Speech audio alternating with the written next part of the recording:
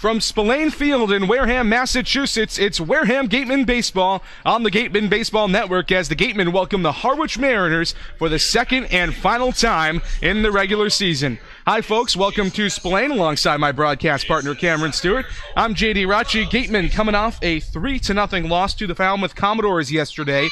The best pitching staff on the Cape, a 3.32 ERA for Falmouth, and it doesn't get any easier with a very excellent pitching staff in Harwich with a similar 3.32 ERA. The 1A, 1B of the Cape in terms of pitching staffs. Yeah, it is like facing the same thing, seeing the same movie 2 nights in a row, and tonight the Gatemen get a guy in Danny Poitamani who they've already seen twice this year. In fact, half his appearances since in 2 different stints with the Mariners this summer have come against the Gatemen. And so far, he's pitched 3 1/3 against them this year, has not allowed a hit, but has the loss in one of the games. The 1 earned run coming back on June 13th. That was the home opener here for the Gatemen that they won in walk-off fashion. A walk-off sacrifice fly from Bryant Packard in that game. So again, getting a run home without the benefit of a hit. So this is a guy, as we heard earlier, the Mariners are kind of wearing thin on their pitching staff, as are the Gatemen. So it was crucial for them to get Poitamani back on the team. He's a guy who was well rested and who's got plenty of innings still left in that arm for them. So he could be crucial for the Mariners going forward this season. And opposing Poitamani tonight on the mound, the right-hander Tyler Kaiser out of Eastern Florida State Junior College, heading to Miami next season. And we've seen Kaiser a bunch of times this season, but we've only seen him out of the bullpen. He's getting the start tonight, though. Yeah, it should be interesting because, as we mentioned in the pregame, he hasn't gone more than a 2 1/3 innings this year. That actually came against the Mariners. Heading into the game today, and that's because Isaac Collins actually going back to a place where he's a little bit more used to playing. He'll play second base today, a couple of late lineup changes, and then playing first base today for the Gatemen, Austin Shenton.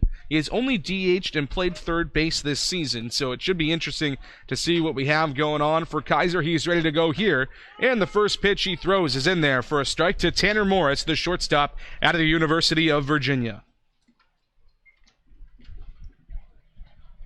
Morris, one of the Harwich All-Stars. He is having an excellent season out of the ACC. Averages at .326 on the year in 23 games. He's got 29 hits, 8 doubles, and a triple out of the leadoff spot.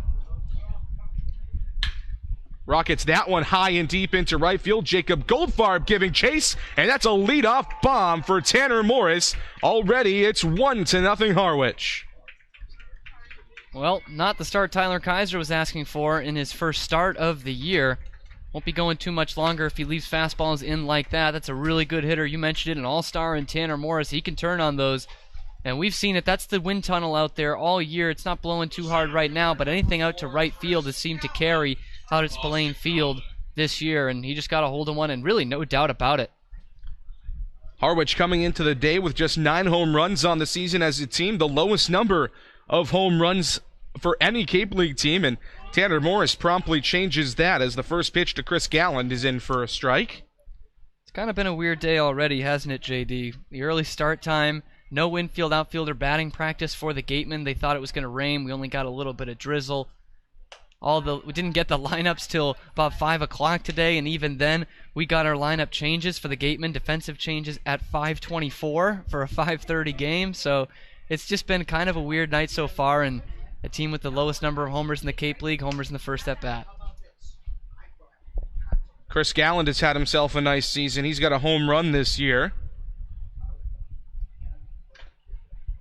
2-1 pitch to him is fouled off, 2-2. Average isn't exactly where he wants it to be at just .240 on the season, but the slugging percentage is decent at .354. He's got 6 doubles, a triple, and a home run this season for the Harwich Mariners. The OPS at .681 for just a rising sophomore from Boston College and a local guy from Sudbury, Massachusetts.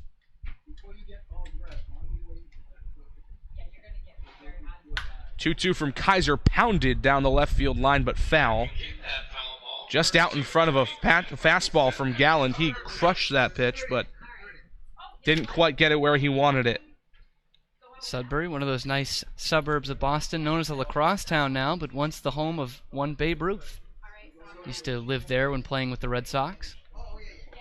Another 2-2 in the dirt, so now Galland has fought his way back into the count. 3 balls and 2 strikes.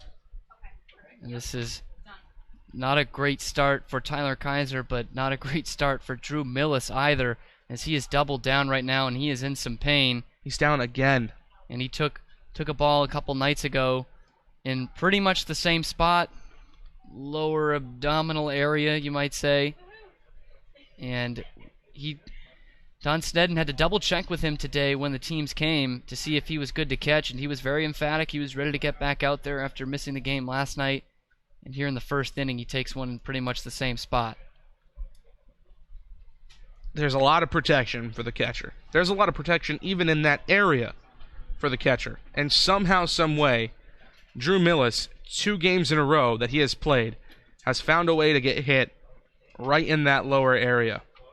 He looks like he's in a lot less pain this time around, which is a good sign. Yeah, last time he was writhing and punching the ground, just really frustrated. This time, you can't blame him if he was frustrated this time with it happening again, but he seems to be ready to get back in there. I would imagine aggravated that it's going to happen to him. Like you said, there's a lot of protection there, but it's found a hole. Twice? 2 home games in a row for him. You just feel for the kid. You really do at this point. Yeah, and especially Drew Millis, one of the most positive guys on this team. And to have that happen, I mean, no athlete, no male really likes to see that happen. As they bring out some water for him just to kind of get him rejuvenated here and try and stay in the game. And the trainers are smiling, so I'm assuming that Drew is also smiling behind there. I can't imagine him not. He is turned toward us, but he looks like he's all right. He'll stay in the game. A big round of applause for Drew Millis, who has just caught the short end of the stick. 2 starts in a row now, but he looks like he's all right. Tyler Kaiser will throw a couple of warm-up tosses to him just in case. And this is the 3rd game in a row also that the Gateman catcher has gotten injured. Yesterday, Gian Martellini took a pitch off the wrist when he was behind the plate. We thought he was going to have to come out of the game, so they call the catchers the toughest kid on the team for a reason. They are certainly getting their money's worth back there, if you will. So a full count still, 3 balls and 2 strikes to Chris Galland. Already 1-0 Mariners in this game, a leadoff homer for Tanner Morris. 3-2 poked into right field. Jacob Goldfarb tracking it, and he makes the play for at number 1. Give the defense now for the Gatemen. In left field, Jeremy Idens. In center field, Skylar Hunter, and in right field, Jacob Goldfarb, who you saw make that last play. In the infield, Ryan Kreidler at third, Sahid Valenzuela at shortstop, Isaac Collins at second, Austin Shenton at first base, and the ever-tough and ever-hittable, apparently, Drew Millis behind the plate with Tyler Kaiser on the mound. First pitch to Aaron Shunk, the Georgia product, another all-star on this Harwich Mariners team. Fouled off, 0-1 to the Georgia Bulldog.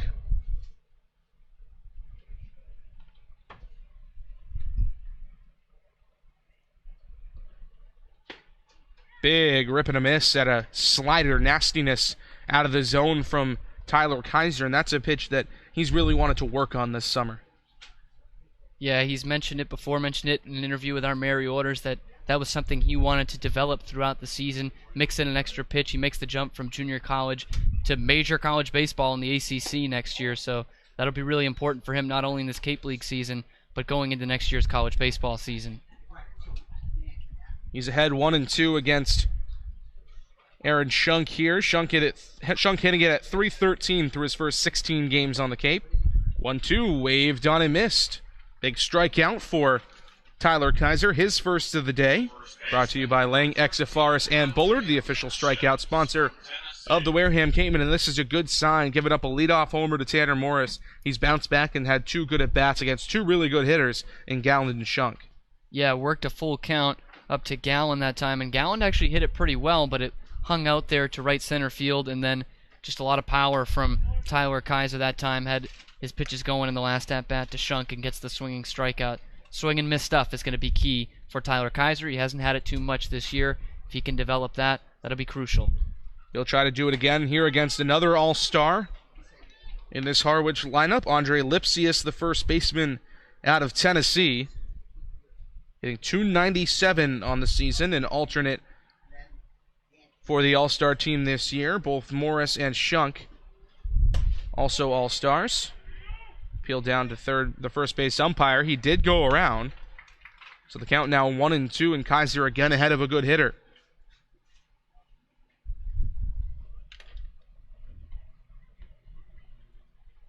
Another 2-strike pitch from the big righty. This is low. Good pick behind home plate from Drew Millis. 2-2 now.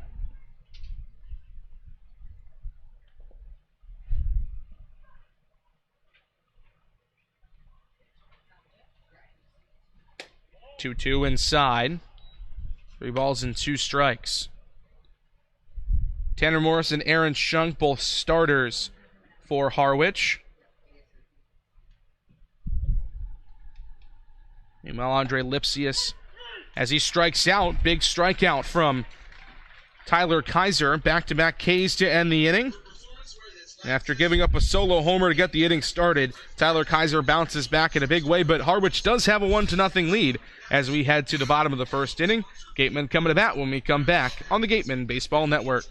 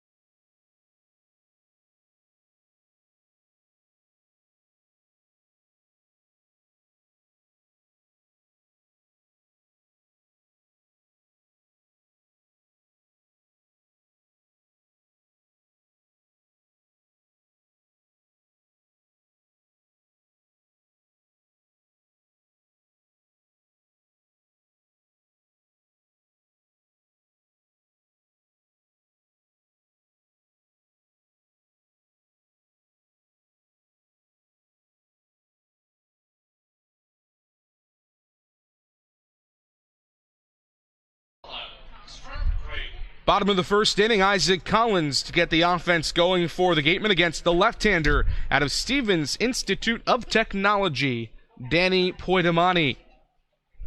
Poitamani at 5'11", 180 pounds, heading into his senior year out of Rochelle Park, New Jersey. First pitch to Collins, flared foul. 0-1 to the Gatemen leadoff hitter, playing middle infield for what seems like the first time in forever. Yeah, he's been solidified in that right field spot for about a week or two now, but this is where he's most comfortable, playing at second base today. We saw him start the year in the preseason, at least for the Gatemen, and when he was playing in that second base position. So let's see if that is a little bit more comfortable out in the field, but he was really pretty solid defensively out and right. Made a couple of really nice catches. You think back a couple of nights ago at Chatham. Robbed somebody of an extra base hit as he had to dive to make a catch at a very windy Veterans Field. 0-2 the count against him here. Pitch misses low from Poitamani. It's 1-2, and when he made that move into the everyday lineup into right field, the numbers started to really go up for him in the batter's box. He's up at .295 now on the season. Yeah, I just think we've mentioned it a couple of times, just to have that comfort of knowing you're going to be in the lineup every day and that it's not all resting on one at-bat, I think has been crucial for Isaac Collins this year. And I think what we're seeing in this at-bat right now, we've seen him fall behind 0-2 quite a bit this year, but he doesn't get ahead of himself. He doesn't get nervous up there. He's still waiting for his pitch, has already worked it back to 2-2. We've seen him do that a lot since he's been reinstalled into the lineup. He's worked it back up to 2-2, and you mentioned he's got a good eye. On-base percentage at .386 on the season for Collins. Lifts that one into shallow right field. Ben Norman back on it, the outfielder out of Iowa, and he makes the catch for out number 1. So 1 up, 1 down for the Gatemen, and now another switch hitter in Sahid Valenzuela, who's been hot of late, an all-star for the Gatemen, comes to the plate. Valenzuela, for a while there, went through a really tough stretch. Didn't have a great game yesterday, but 2 nights ago, 3 hits and a home run back here at Spillane Field. First pitch to him from Poitamani, he misses low. And Valenzuela has really just contributed at all times, and from both sides of the plate, the numbers are almost identical. Yeah, I was actually just going to mention he's a lot of switch hitters in this Gateman lineup, and he's really the only one that does damage off of lefties. Over .330 against them this year, hitting from the right side of the plate. So he's a guy who can do it from both sides, like you said, play a couple different positions in the field. He's in at shortstop today for the Gatemen, will be a shortstop in the All-Star game for the Western Division All-Stars. So that kind of versatility from him and guys like him and Isaac Collins, the top of the lineup, sure goes a long way. Versatile not only at the plate, in the field as well, as you mentioned, Cam. Be a shortstop, but he's been playing mainly second base. It's really been Ryan Kreidler as the everyday shortstop, but a couple of position switches today as Lyle Lockhart was a scratch from the starting lineup. Has a little bit of an arm injury right now after he pitched a couple of nights ago against Chatham. This one bounced to the left side of the infield, a couple of hops to Tanner Morris. Easy throw over to first, 2 gone. But Lyle Lockhart, Coach Snedden, our beat writer Ian Viscera, talked to him and said, why the lineup changed. And he just said, well, I talked to Lyle. He wasn't feeling 100%. I don't want to risk anything with him, because Lockhart, I think, is going to be a big piece moving forward for this Gateman team, because he really has become the everyday first baseman. Yeah, it's always something you want to be careful with, guys, here for the summer. You could see even the slightest of injuries. Saw Parker Phillips get hit in the hand, and that was the end of his summer, And you just want to be careful with these guys. Like you mentioned, he can be a crucial part of this team going forward. And, yeah, I just don't think he's been used to throwing this much and this hard. I mean, he hasn't pitched. He's only had 3 or 4 appearances this year, but that last time out, he went 3 innings and scattered around 4 hits. So, I mean, he was out there and he was laboring. He pitched well, but that's a lot on an arm that isn't used to throwing that much and trying to really air it out and impress some scouts here in the Cape League. The guy that replaced him at first base today, Austin Shenton, in the batter's box. He's at 0-run right now, and that pitch on the outside corner for a called strike, 0-2. Shenton's been was on a bit of a cold streak, and when I say cold, I mean he's hitting under .400 over the last couple of games at .333, 5 for 15 with 3 runs scored and 2 RBIs over his last 5. 0-2 misses low. A ball and 2 strikes to Shenton, who has been the best hitter on the Cape League pretty much all season at .396, just a shade under .400 on the year for the FIU Panther.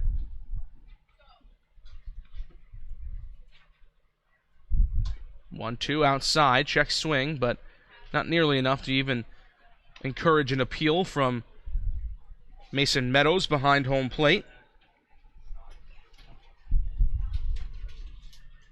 Meadows behind home plate, then in the infield, Aaron Shunk, Tanner Morris, Danny Casals, and Andre Lipsius for Harwich.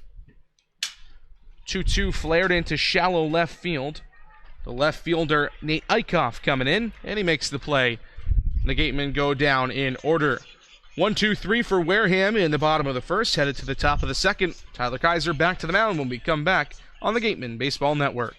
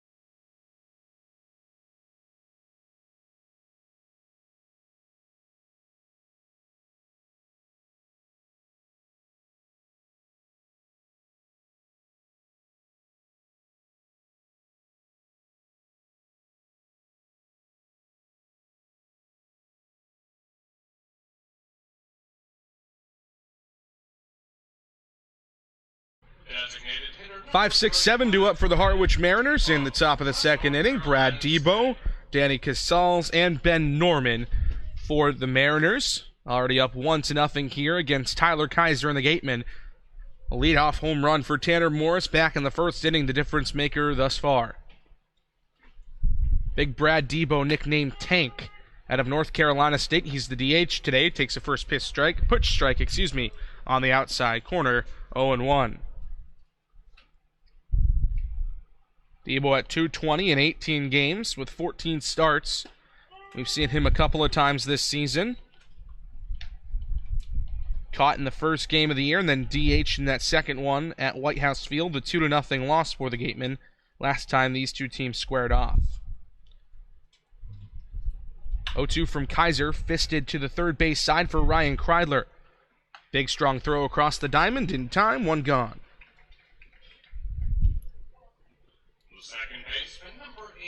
Kreidler was on a bit of an island on that play because Sahid Valenzuela was more shifted up the middle against the left-hand hitter. Not a full shift on like we've seen some teams use against Austin Shenton for the Gatemen, but it's up to Kreidler to make that play as it was just fisted off an inside fastball there to Debo. But Kreidler just makes it look routine, doesn't worry about it.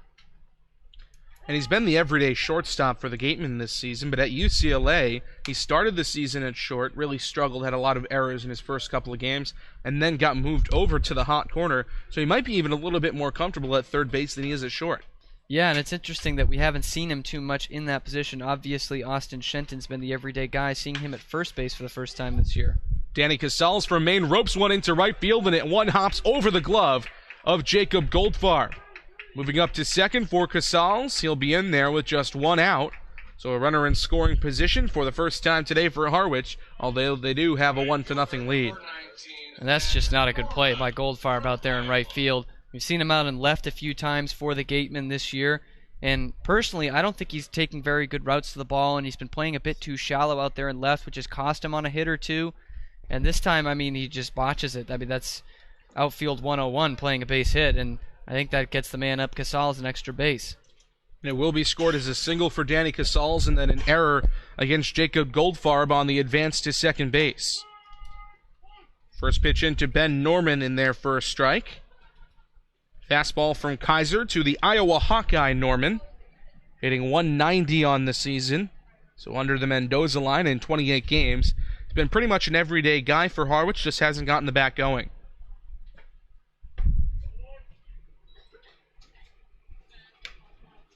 Norman has 15 hits, 5 doubles, and a home run this season. 7 RBIs, 8 walks, but 25 strikeouts. He's been a big strikeout guy this season, third on the team in strikeouts with 25 on the season. 1-1 and Kaiser's ahead, 1-2 now. Good breaking ball that time. Broke off maybe not a slider, but it looked like could have been the change from the big right-hander. Trying to pick up a big out number 2 here in the top of the second. He's already got 2 strikeouts today, looking for a third. Bounce to the right side, but foul into the glove of Austin Shenton down the first base side. We'll do it again at 1-2. A lot of these guys for Harwich so far, with a couple of strikeouts, though, they haven't been biting on the 2-strike breaking ball from Kaiser. The 2 strikeouts he had in the first inning, he went 3-2 on both of those after being ahead because he was trying to work the breaking ball, would miss, and then got both those guys in the fastball. So see what he does with the sequence this time. 1-2, waved on a miss, big fastball. You mentioned it, Cam. It's been the out pitch for him. Third strikeout of the day, brought to you by Lang, Exafaris, and Bullard for Tyler Kaiser, and he's now just 1 out away of getting out of this jam. Yeah, and you do want to keep working on those breaking balls, and obviously you want that to be your 2-strike pitch if you have it in your arsenal, but you also got to switch up your sequence too. These guys knew, like I did, that he wanted to go to that breaking ball with 2 strikes, and they didn't want to wait around for that fastball. Kaiser gave it to him earlier, got the same result. First pitch to big Mason Meadows. Moose, as they call him, out of Georgia. This is low and away, 1-0. to Meadows, who's only making his 10th appearance of the season, and the average has certainly not been there. Not very nice at .069 on the year. 1-0, though, is pumped into center field, but pretty much right at Skylar Hunter. Takes a couple of steps over and makes the play. So Harwich strands one at second base. Tyler Kaiser got into just a touch of trouble in that inning after a single from Danny Casals that hopped over the glove of Jacob Goldfarb, but the out pitch has really been there. The strikeout pitch has been excellent this season for the Gatemen. Another guy that has been excellent this season for the Gatemen, Easton Lucas, the left-hander out of Pepperdine. He's an all-star this year, and he's on the sidelines with our Mary Orders. Visit the concession stand for some new menu items. Thanks, guys. I'm here with Gateman pitcher Easton Lucas, who was selected to the All-Star team. How are you feeling about that? I am super excited. I'm looking forward to pitching it. It should be fun. And you're from a mid-major conference. What does it feel to be able to hang with all the guys from every conference around the country? It's fun, exciting. I've always thought I was good enough, and it's good to know that I am. So, yeah. What does it mean to you personally to be selected to the All-Star team? It's a way to prove myself and keep getting better. So.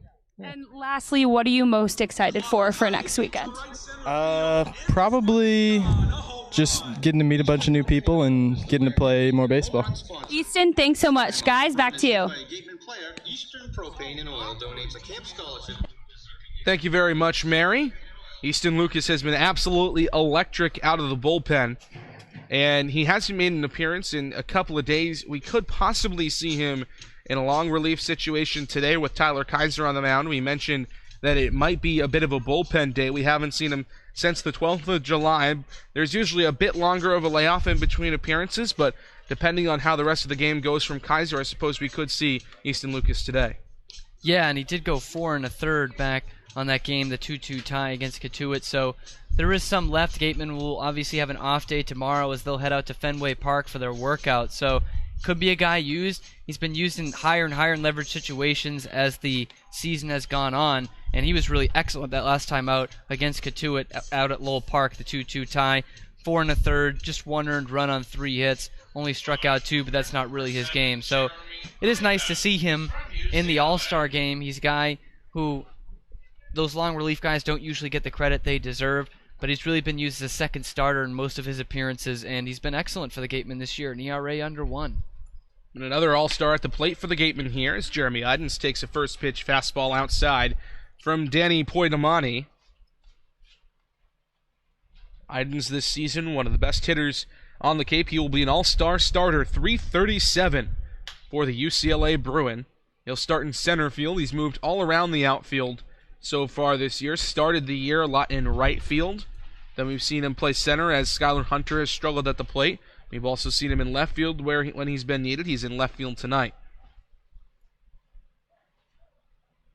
1-1 the count to him. Big rip and a miss at a changeup from Poidamani. Good pitch. A ball and 2 strikes to a guy that we said this Gateman lineup kind of struggles against left-handers on the year, but out of everybody in this lineup, Jeremy Idens is by far the best hitter against lefties. .480 on the season for Idens against Southpaws. 1-2 is low, 2-2 to Jeremy Idens as the Gatemen still trail it 1-0 here in the bottom of the second inning. Gatemen hit .271 against right-handers this year and .241, so 30 points lower against lefties, albeit lefties in a much smaller sample size, I should say. So the numbers might be a little bit skewed, but what we've seen from Jeremy Idens, 12 for 25 with a double and 7 RBIs against lefties this season, has been impressive as he lifts one into center field right at Chris Gallant, who steps underneath it to make the play. 1 gone. The Gatemen have not been able to figure out Danny Poidamani quite yet. They struggled yesterday with a left-hander out of the bullpen, Mitchell Miller, and really these last 2 days, it looks like they're just a little anxious. Maybe they're trying desperately to break out of the slump, and they're just a little overzealous, swinging at pitches that they might not normally swing at.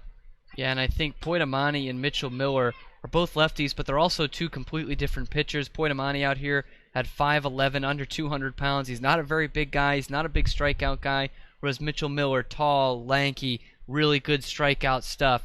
And he contributed, obviously, to those 11 that the Gatemen had yesterday. Two different pitchers, and they're struggling against both. Well, they do have their first base runner of the day.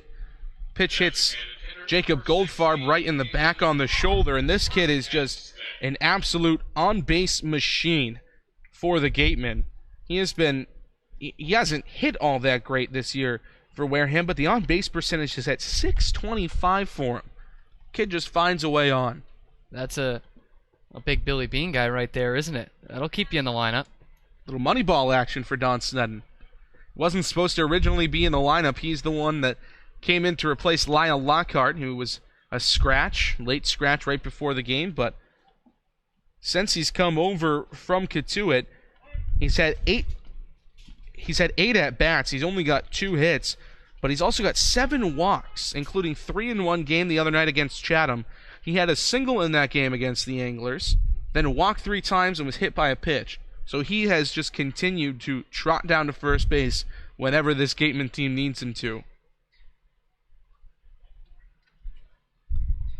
0-1 the count to Paven Parks, the batter in for the Gatemen. He's out of Kent State, big left-hander.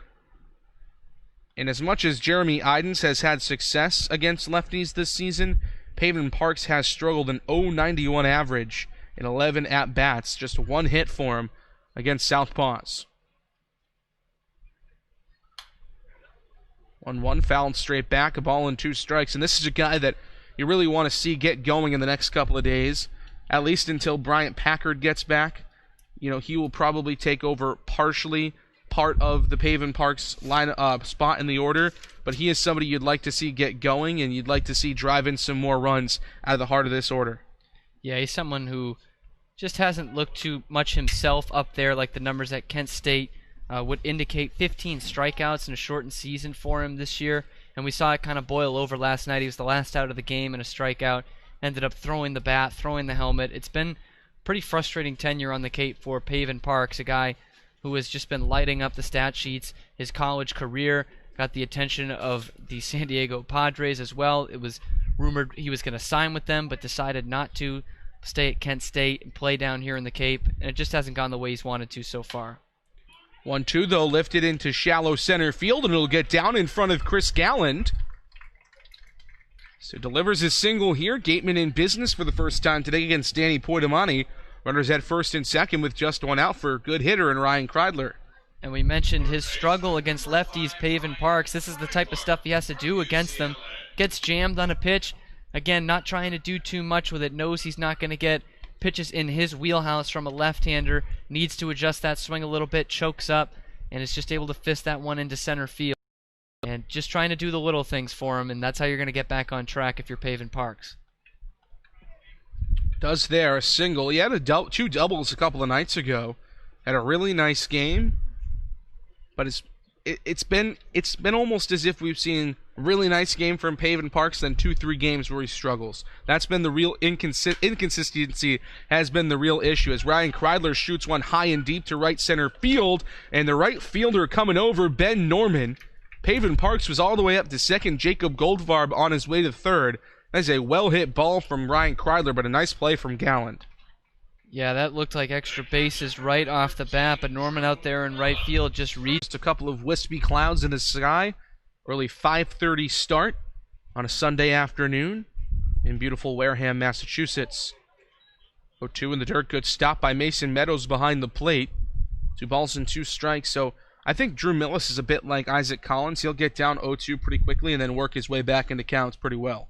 Yeah, he has, and we've seen it actually recently this week. He did that a couple of times the last time the Gatemen were at home with that big 9-2 victory, but he hasn't had the success, unfortunately for him, that Isaac Collins has, still sitting at just 214 on the year. But he's a guy who will work the count. Fouls off another tough pitch, and he's staying alive here. A ball and 2 strikes against him with 2 outs in the bottom of the second inning.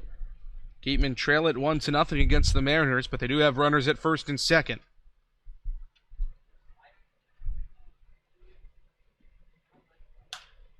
1-2 shot foul again, just over the head of Don Sneddon and Jim Lawler in front of the first base dugout.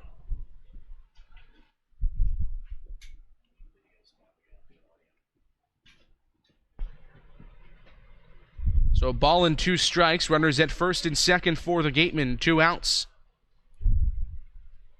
In the bottom of the second inning, Poitamani comes set. His pitch home. Fouled off back in right.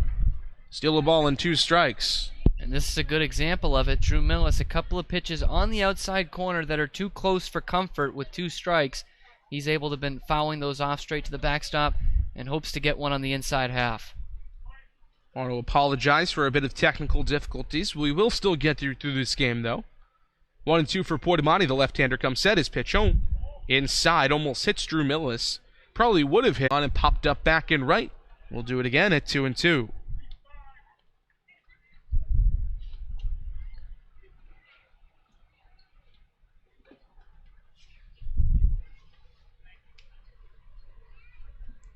Now 9 pitches just in this at-bat from Danny Poitamani, up to 37 on the game through just the second inning. The 2-2 home. Runners off from second. Jacob Goldfarb steals third base. Moving up to second is Paven Parks on the play. So now both runners in scoring position.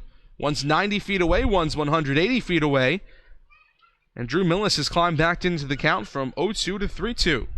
And I like that send there to have both guys stealing on that play. They know Poitamani isn't coming home with very hard stuff, even when he is trying to really chuck it, and gets the benefit there.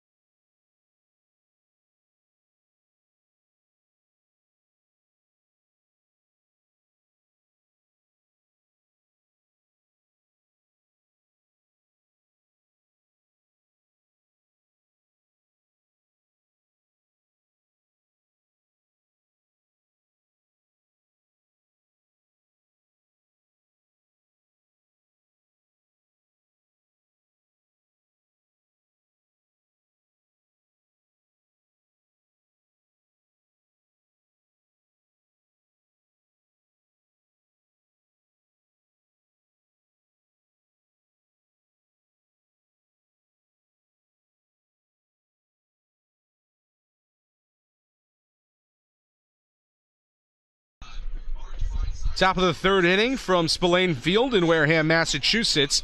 1-0, the Harwich Mariners lead over the Gatemen. And it's a new pitcher on the mound for Wareham, making his season debut. Danny Barron out of Division II Lackawanna College. The left-hander will make his season debut for the Gatemen against 9-1-2 for the Harwich Mariners. 5'11" Barron, big lefty. First pitch in there for a strike. Looping breaking ball at the outside corner, 0-1. Barron 11 starts this season for the Lackawanna College Falcons, a 1.58 ERA with a 6-1 record. His 0-1 pitch fouled right back into the plexiglass right in front of us behind home plate. 0-2 to Nate Eichhoff, the left-hander out of Virginia. Struck out 58 over 45 2/3 innings, an 11.43 strikeout per 9 ratio. 0-2. Pitches in the dirt. A ball and 2 strikes. Barron's headed off to Penn State next season. Started his college career at Stony Brook before an elbow injury really derailed the start to his collegiate career. Rocks back out of the full windup to 1-2 in his first at-bat. Lefty out of UVA, the first pitch from the left-hander Barron at Lackawanna College. This is inside, a ball and no strikes.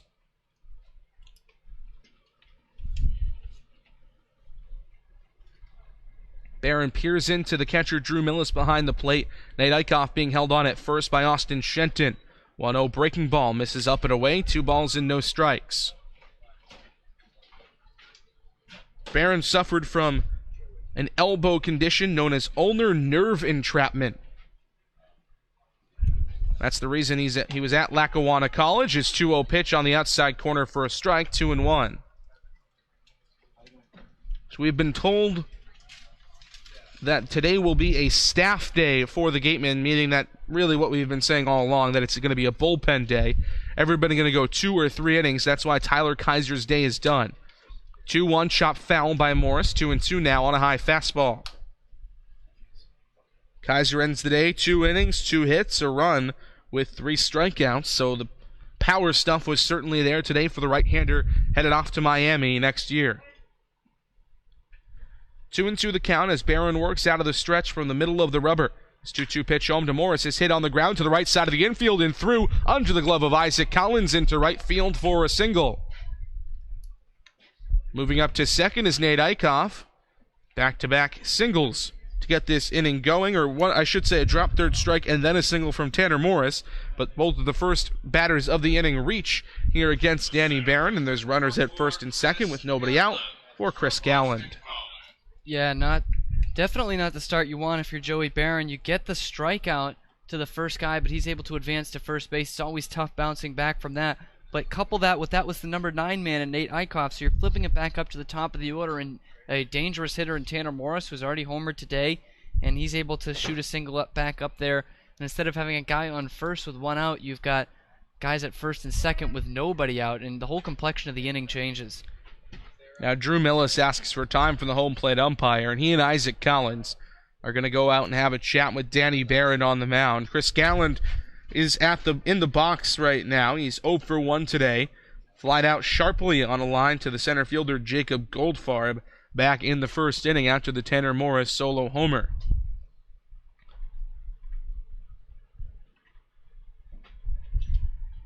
Galland wearing the blue road uniforms today for Harwich.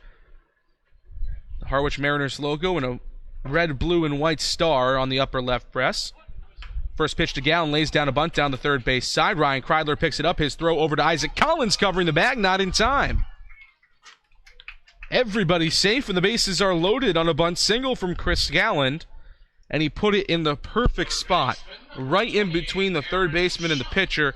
Barron went to pick it up. Then Kreidler called him off, and Barron had to crumple into a heap below Kreidler, and Kreidler couldn't get a good strong throw off like he normally would have.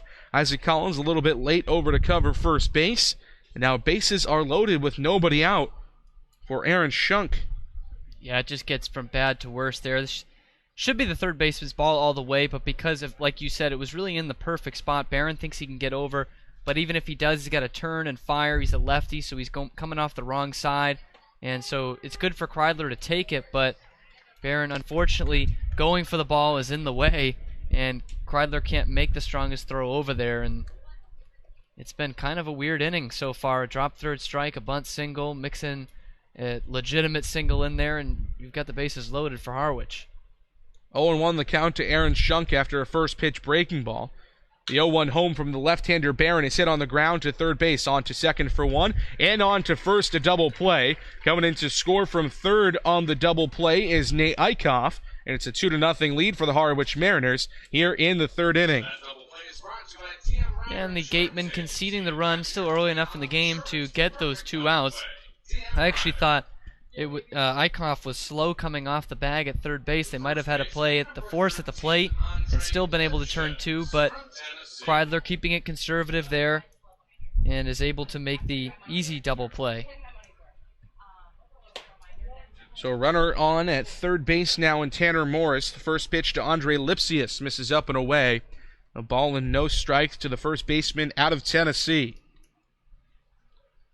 5-4-3 on the put out. Double play brought to you by TM Rider Insurance. 1-0 fastball misses inside, 2-0.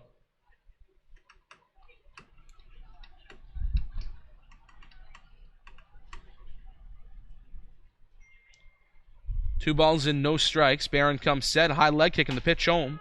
Breaking ball inside on the inside corner, 2-1. So no RBI for Aaron Shunk, although he did drive in a run. Produced 2 outs, and you don't get an RBI on a double play.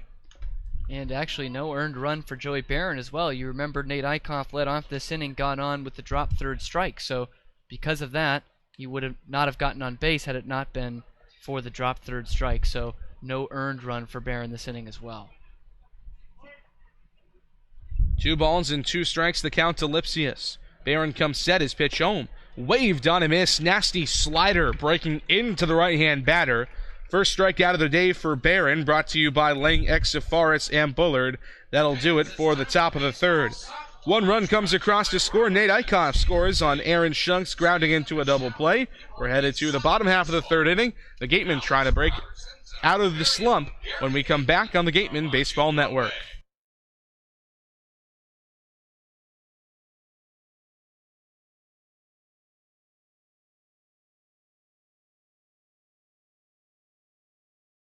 And it's time for the first Cape League update of the night. So far, we have 3 out of the other 4 games are in progress. Over in Bourne, the Braves look to snap a 4-game losing streak. That game is in the top of the second, and there is no score in that one. Over in Brewster, the Orleans Firebirds scored runs in the first 3 innings of the game and lead that one 3-0. 2 solo homers for Nick Osborne and Spencer Steer have the Firebirds ahead in that one. And then over in Cotuit, it's a rout right now. The Falmouth Commodores lead 7-0 in the bottom of the 5th. Kyle Stowers, coming off his Player of the Week honors, is at it again with a home run and 3 RBI tonight. That one again is 7-0 Falmouth, and that's the Cape League update. Back to you guys. Thank you very much to our beat writer Ian Becerra, as always, providing our home game Cape League updates. Gateman trailing it 2-0 here, but it is going to be 9-1-2 due up for Wareham, and they've seen Danny Poitamani once through the order today, aside from Skylar Hunter, and you figure this is the part of the lineup where they can start making adjustments and try to get something going against Poitamani. Yeah, they were putting together some good at-bats, especially in that second inning. They sent 5 guys to the plate and threatened getting 2 into scoring position. So I do think this is where the adjustments start to come. Isaac Collins saw a lot of pitches in his first at-bat. Saeed Valenzuela worked the count a bit as well. They will be due up second and third in this inning. Skylar Hunter, the switch hitter out of Purdue, will lead it off. He'll bat right against the left-hander Poitamani. And the first pitch from the Stevens Institute of Technology lefty is swung on and pumped into center field and pretty deep. But back to make the play is Chris Galland out in center. 1 pitch, 1 out for the Gatemen in the in the bottom of the third. First pitch swinging, Hunter gets one he likes, and Galland is moving out all the way to left center. He's never settles under it, and still when he's running out, he has to reach over his head. So that one was really hit on the button by Skylar Hunter. But now we flip to the top of the batting order. Now it's time to see if these guys have made the adjustments. Isaac Collins strides in 0 for 1 today, flied out to right field, back in the first inning against Poitamani. First pitch from the lefty into the switch hitter batting right, Collins. Fastball on the outside corner, a called strike, 0-1.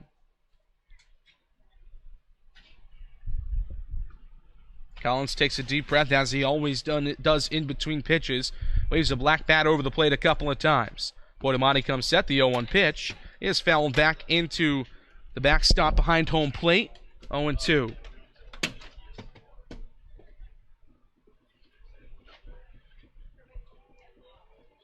No balls and 2 strikes, 1 out. Bottom of the third inning. Gateman trying to break out of what's been now a full game and 2 1/3 inning slump. The 0-2 to Collins. Sprayed foul, barely fouled off by the Creighton Blue Jay. 0-2.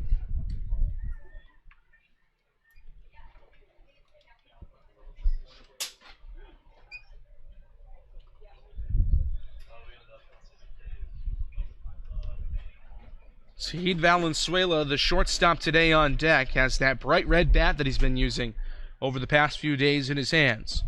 No balls and 2 strikes. The pitch from Poitamani misses low and inside. 1-2 now to Isaac Collins. And this is something we talked about. Cam gets 2 strikes on him early, but then fights his way back into the count. Yeah, that's what he's been known for, putting together good at-bats this year. I think that's what has kept him on this team, and obviously the hot hitting since he was moved out into the outfield has been what's kept him in the lineup. 1-2 from Poitamani, swung on and missed in the dirt. Meadows will have to throw down to first to Andre Lipsius, and he completes the 2-3 putout. First strikeout of the day for Danny Poitamani. Isaac Collins 0 for 2, and here comes Sahir Valenzuela with 2 gone in the third.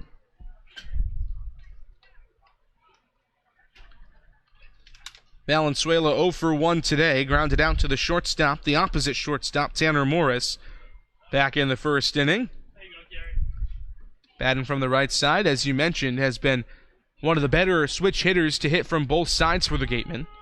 First pitch fastball in there for a strike, 0-1. He's hitting pretty much the exact same coming into this game from both sides of the plate. Hitting .327 as a left-handed batter against righties, hitting .333 as a right-handed batter against lefties. A one breaking ball misses up and away, 1-1 from the left-hander Poitamani.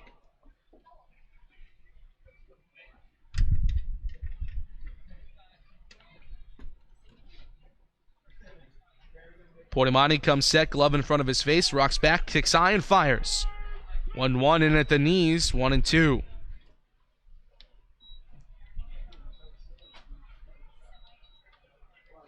Poitamani, originally on the Harwich roster at the beginning of the season, was released, and then Harwich needed a couple of more arms. He's back with the Mariners. 1-2 from him. Misses low and inside, 2 balls and 2 strikes. Valenzuela in the beautiful cranberry jerseys today for the Gatemen, Cam's favorites. Gatemen written in block lettering across the front in blue and white. Numbers on the back are blue and white as well. 2-2 from Poitamani. Swung on and pumped high and deep into left field. The left fielder gives it a chase back, and he'll make the play just in front of the warning track for the final out of the inning. So Sahid Valenzuela puts a charge into one down the left field side, but the Gatemen go down 1-2-3 in the third. We're headed to the top of the fourth. It's 2-0 Harwich on the Gatemen Baseball Network.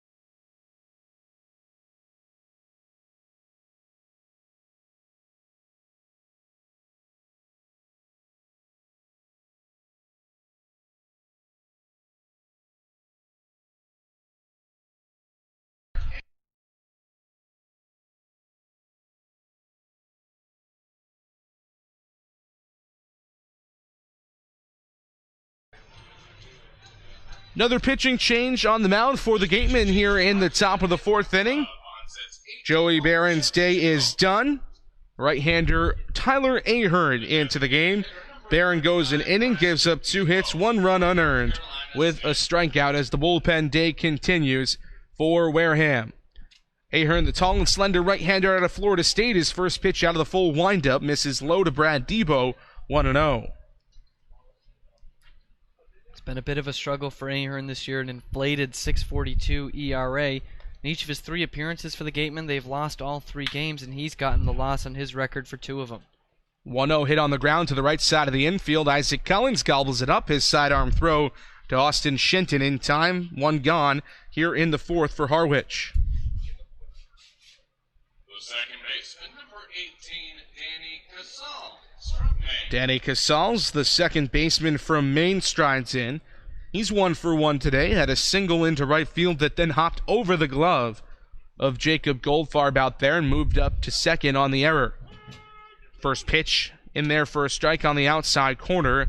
0-1 on a good fastball. This is a guy who can absolutely rake up there for the Maine Black Bears. Led the team in slugging, on-base percentage, RBI, homers, walks, and total bases. 0-1 misses to him low, 1-1. Not normal that you see a guy from Maine coming in to the Cape Cod Baseball League, but when you have a good as year as Casals did, those numbers will get you here. 1-1 fastball, rides outside, 2-1 now to Casals. I don't know what's more rare, seeing a Maine guy in the Cape League or seeing a guy play for the University of Maine from Miami, Florida. 2-1 fouled off, 2-2. Yeah, not very often you see a guy from southern Florida decide, yeah, I want to go all the way up to Maine and play baseball in college. The Miami to Orono connection I don't think has really caught on too much yet, but Danny Casals might make it popular. 14 homers, 49 RBI, 302 average for them this year. 2-2 breaking ball fouled off. We'll do it again at 2 balls and 2 strikes.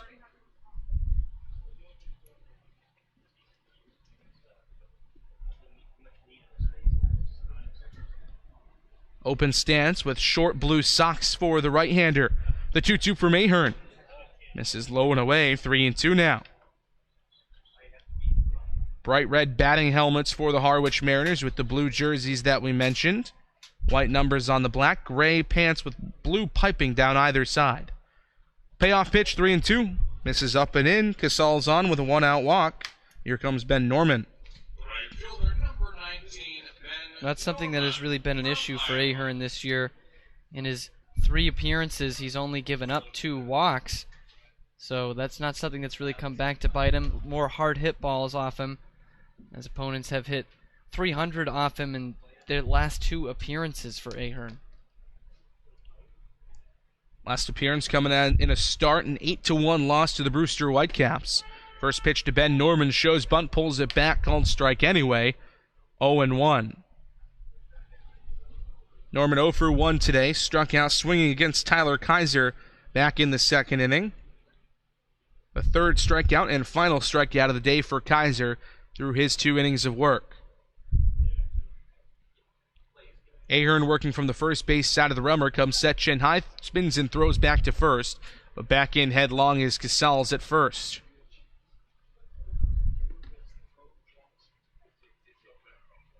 Norman, the left-hander out of Iowa. Big, tall kid, pretty slender, not a ton of power in his stroke. 0-1. Breaking ball misses outside, 1-1 now.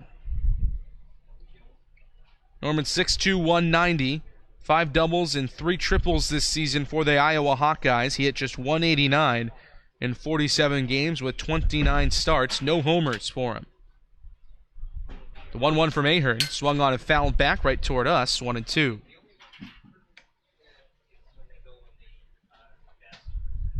Red, white, and blue stirrups. Making up the socks today for Ben Norman.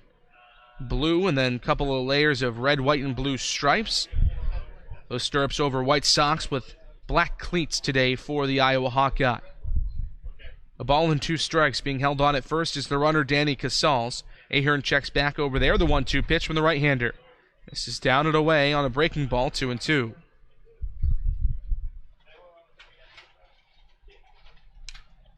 And Norman's one of those guys that he was just destined to go to a certain school. Grew up in Des Moines, Iowa. Both parents are Iowa grads. His dad played basketball for the Hawkeyes. His older brother Sam pitched for Iowa last year. His uncle Bob Bowlesby, former athletic director at Iowa. We saw it a bit like with Bryson Stott this year. Both his parents went to UNLV. They met there. Dad was on the football team. Mom was a cheerleader. Very similar situation here with a lot of black and gold running through his veins. Fouls off a 2-2 pitch down the right field side, and we'll do it again at 2 balls and 2 strikes. That's a rising program in the Big Ten. Iowa making it to the postseason in 2017. They were a legitimate threat for the Big Ten championship that year. That is a team to look out for in the Big Ten going forward. Norman just coming off his sophomore season at Iowa. He'll be heading into an upperclassman year for the first time next year. 2-2 from Ahern. Breaking ball up and away, 3-2 now. In fact, the only member of his immediate family that did not go to Iowa is his sister Riley, who plays basketball at Creighton. Or played, I should say. Not too far. So still a home. Midwest connection. Yeah. 3-2 from Ahern. Waved on and missed big fastball. Gets and now a throw down to first base. Gets away from Austin Shenton. Moving up to second, Danny Casals. So Ben Norman is down on a strikeout from Ahern. But Drew Millis tried to throw down to first. Got away from Austin Shenton there. And Casals is up to second with 2 gone. Yeah, just not really on point from Millis that time. And you got a guy who's not used to playing first base, and Austin Shenton down there. And maybe not the time to try and test it. Because now Casal is down in scoring position, still with 2 outs, though. Second time that the Harwich Mariners have had a runner in scoring position. First pitch into Mason Meadows is a fastball on the outside corner, called strike, 0-1. Meadows, the big burly catcher out of Georgia, has had experience catching for the likes of Will Proctor, currently on the Gateman roster, as well as Justin Glover, who was on the roster earlier this season. On fastball, rides out and away, 1-1.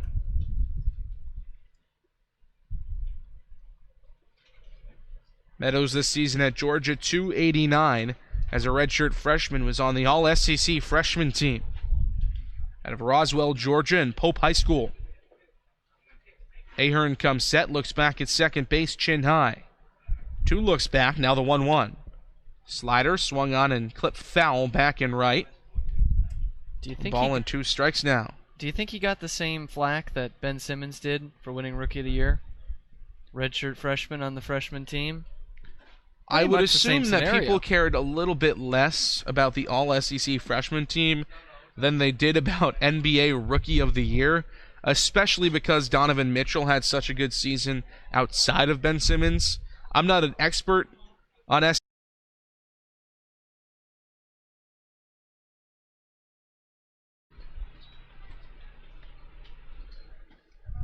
Bottom of the 4th inning from Spillane Field.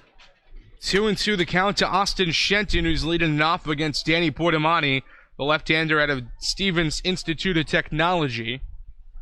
Portamani comes set in his 2-2 home. Is swung on and fouled off.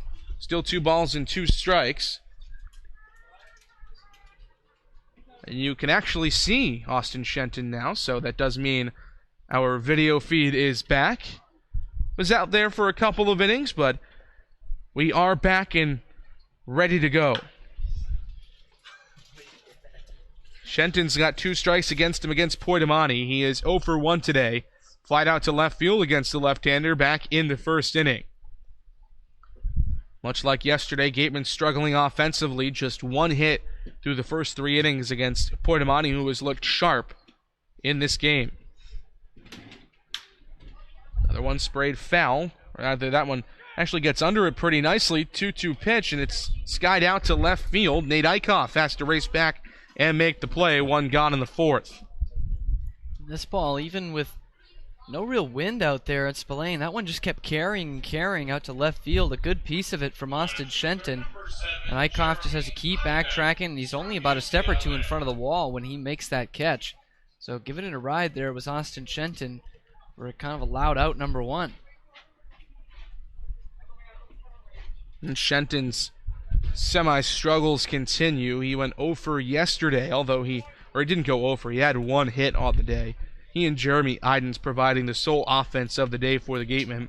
Went 1 for 3 and reached twice, while Idens went 2 for 4. He'll try to get things going here. The right-hander out of UCLA in the batter's box, and he's up 2-0 against Portamani. And I think that's what the Gatemen need to do moving forward a little bit more, is try to work these counts, because they've let Portamani get ahead quite a bit, and he's been aggressive and has mowed down these Gatemen batters pretty efficiently. 2-0 shot into center field, but right at Chris Galland. Leaps up and makes the play.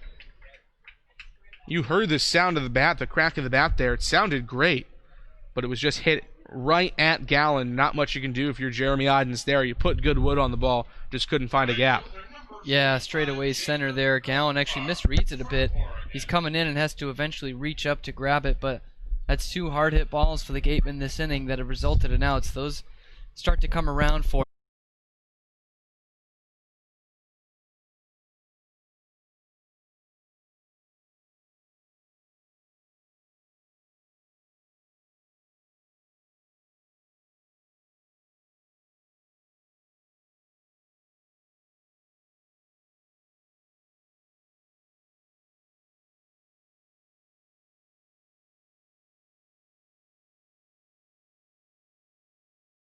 Northeast Maritime Institute's College of Maritime Science is a proud sponsor of the Wareham Gatemen. If you're looking for a career at sea, look to NMI's program of education, adventure, and employment on northeastmaritime.com, America's premier 2-year maritime college.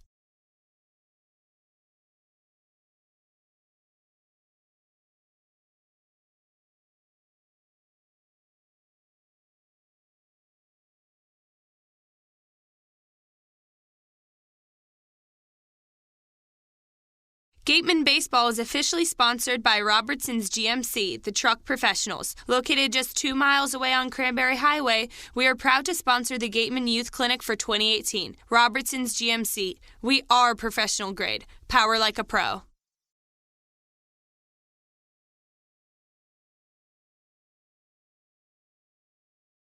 Legacy Insurance Agency at 213 Main Street here in Wareham can offer you coverage for all your insurance needs. We have the bundle discounts, the accident forgiveness, the vanishing deductible, no loss, etc. But unlike those other gimmick companies, we can quote you with multiple carriers. So forget the lizard and the price tool and come talk to a professional. We'll help you find what's right for you. Top of the 5th inning from Spillane Field, 2-0, the Harwich Mariners lead. First pitch into the bottom of the order, and Nate Eichhoff misses low, 1-0 from Tyler Ahern, who's working into his second inning of relief. Tyler Kaiser got the game going as the starter, went 2 innings, gave up 2 hits and an earned run. Joey Barron then went an inning, gave up an unearned run, and now Ahern working into the second, and Drew Millis just got hit again. Ugh. The man cannot stop getting hit. He is turning into the Michael Amditis of the current Wareham Gateman roster. Yeah, not the quantity of Michael Amditis, but the quality of shots he's taken cannot be stated enough. This one doesn't send him down on his knees, doesn't bring the trainers out, but that sounded like it hurt, nonetheless. Millis just trying to stay safe back there. He's done a good job of staying in this game despite all the brutality, I guess you could say he has taken back there today. Now Tyler Ahern out in front of Nate Eichhoff, who scored the second run of this game after striking out against Joey Barron, but reaching base on a drop third strike. 1-2 in the dirt. Good stop behind home plate by Drew Millis, even though he really didn't need to do it. Nobody on base. Ahern, the right-hander out of Florida State, faced just 4 batters in the 4th inning, walked 1, and then struck out 2 in his first inning of relief. Meanwhile, Eichhoff out of UVA in his second plate appearance of the game. 2-2 shot down the right field line, but foul. We'll do it again at 2 balls and 2 strikes. We talked about how this is a bullpen day for the Gatemen. How do you think that changes the mentality of each pitcher as the day progresses, knowing that a lot of arms are going to come out of the pen for Wareham? Well, I think they almost look at it at an inning-by-inning basis, and they kind of see themselves as a collective team today. 2-2 flared out into left field. Another single or another reach base for Nate Eichhoff. And I think the bullpen, those guys out there, know they're going to get their chance today. Guys who haven't pitched in 5 or 6 days know this is their day to prove something, and they want to kind of keep a line moving between all of them and keep Harwich off the board. Bullpen has only allowed 1 to come in so far here in the 5th inning, but I think they kind of see themselves as a collective unit today and try and get something positive going into the off day tomorrow. Well, they'll have to do it, or at least Ahern will, against Tanner Morris here. Is already 2 for 2 with a home run and a single thus far today. Out of Crozet, Virginia, in the Miller School. 6'2", 190. Just came off his freshman season with the Virginia Cavaliers in the ACC. Head of the count now, 2-0. And we've kind of seen the same build from a guy like Logan Davidson, who we saw with Falmouth yesterday. Tall guy, pretty powerful stroke for Tanner Morris. And I think that this has become what the shortstop position has really come about, putting your most athletic guy at the shortstop position, because he theoretically does have the toughest position to defend in the infield. Yeah, and we see it in the major leagues now as well. Big, tall guys like Carlos Correa, and Xander Bogaerts a pretty tall guy to be playing shortstop as well. But even someone smaller like a Francisco Lindor, those are some of the best athletes in the game and some of the smartest players. You put them where they're most utilized, and that's in the infield, and the shortstop being kind of the quarterback of the infield. That's where they are served best. So kind of starting to see a lot more of those tall guys in there as well, like you said, since the Cal Ripken days anyway. Because when you think back to maybe some of the more traditional and shortstop greats, I think of a guy like Ozzie Smith as Tanner Morris reaches with a walk. And Smith, super athletic, obviously. Wizard of Oz out there with the backflips and all that kind of jazz, but a smaller guy. And I think when I think middle infield, at least from my baseball experience, I think shorter guy, compact swing, going to hit for average, but more and more with the guys like Correa or when Troy Tulowitzki first came up with the Rockies organization, guys with big power. Yeah, you think of a guy like Sahid Valenzuela out there with the Gateman at shortstop right now. Great average hitter, small guy, but is very rangy in that infield. And now you're getting more of those guys, like you say, like a Logan Davidson, guy who can hit for some pop as well. And using him in the middle of the order as well. Down there in Falmouth, he's been mixed into that 3 and 4 spots throughout the season. So it has totally the definition of the position has changed, at least offensively. Used to put your contact guys, you'd used to be seeing shortstops up near the top of the order. Now you're seeing guys like the Correas and like the Francisco Lindors more in the middle of the order. 1-0 the count here to Chris Gallen, the outfielder out of BC. Takes a fastball in the inside corner, 1-1. Gallen 1 for 2 today. Had runners at first and second the last time he came to the plate. Dropped down a perfect bunt single to load the bases. That coming back against Joey Barron in the 3rd inning.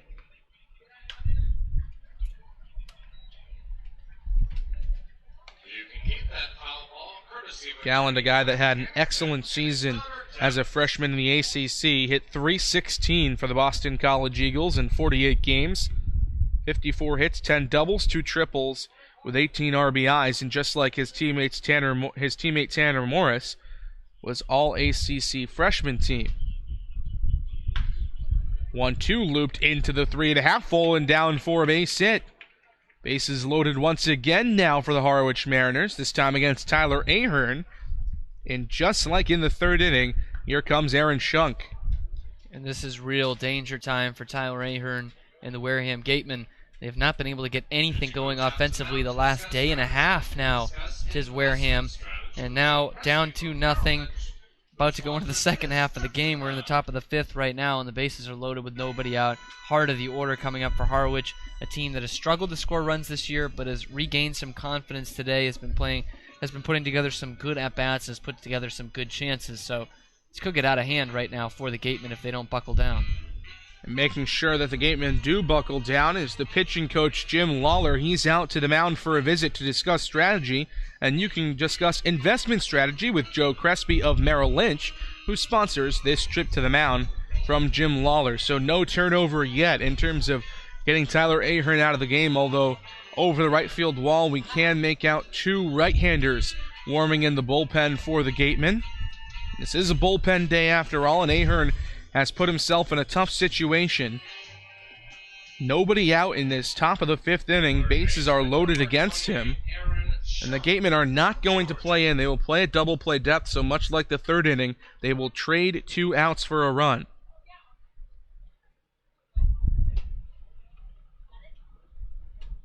First pitch to Aaron Shunk, misses low, 1-0. And Shunk did exactly what the Gatemen wanted him to do in the last inning. Bounced into a double play, 5-4-3 in the third. So a run came in to score, but he didn't pick up an RBI. He is in the exact same situation here. 1-0 bounce to Isaac Collins on the ground. Flips to Seed Valenzuela at second for one and on to first. Double play again. Scoring from third, Nate Eichhoff. And this is deja vu for the Gatemen at this point. The exact same thing, except last time was 5-4-3. This time 4-6-3 on the double play, but it's 3-0 Harwich. Yeah, that one looks pretty familiar. And this is what a team like Harwich needs to do to get runs home. They struggle offensively, especially on the road, but they've got solo homer to start off the game. The 2 runs since then have had no RBI, so for them, they'll take them any way they can get them. You obviously want to do some more damage with no outs and the bases loaded, but the way the Gatemen have been swinging the bats recently, 3 looks pretty good for them. First pitch to Andre Lipsius fouled off. 0-1 the count to the Tennessee Volunteer, who is 0 for 2 today with a pair of strikeouts. One against Kaiser, one against Joey Barron. 0-1 breaking ball in for a strike, 0-2 now.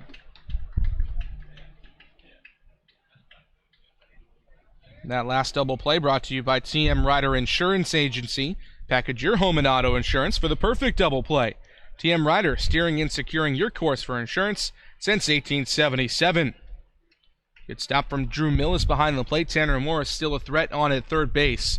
1-2 the count with 2 outs. Harwich trying to add to an already commanding lead, I guess you could say, especially with the way the Gatemen have been swinging the bats. It's 3-0 in the top of the 5th inning. 1-2 for Mayhearn, shot foul. We'll do it again.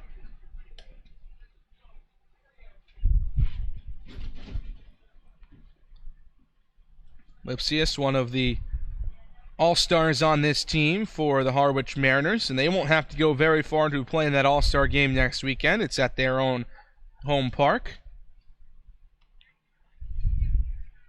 Another 1-2 for Mayhearn. Bounce to the third base side, but foul. Ryan Kreidler gloved it anyways. Still 1-2. And Lipsius has come to the plate in this situation, scoring position 2 outs a couple of times this season. In 21 at-bats, he's at a 190 average with 5 RBIs. And in general, the numbers are decent for Harwich in terms of scoring position in 2 outs, a 254 average as a team.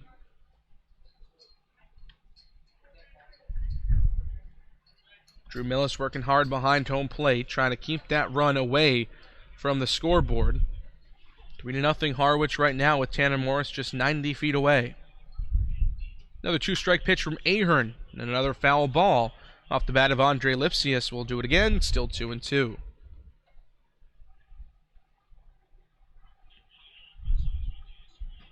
Lipsius is not a guy you're going to keep down for long, hitting over 300 on the season coming into the game.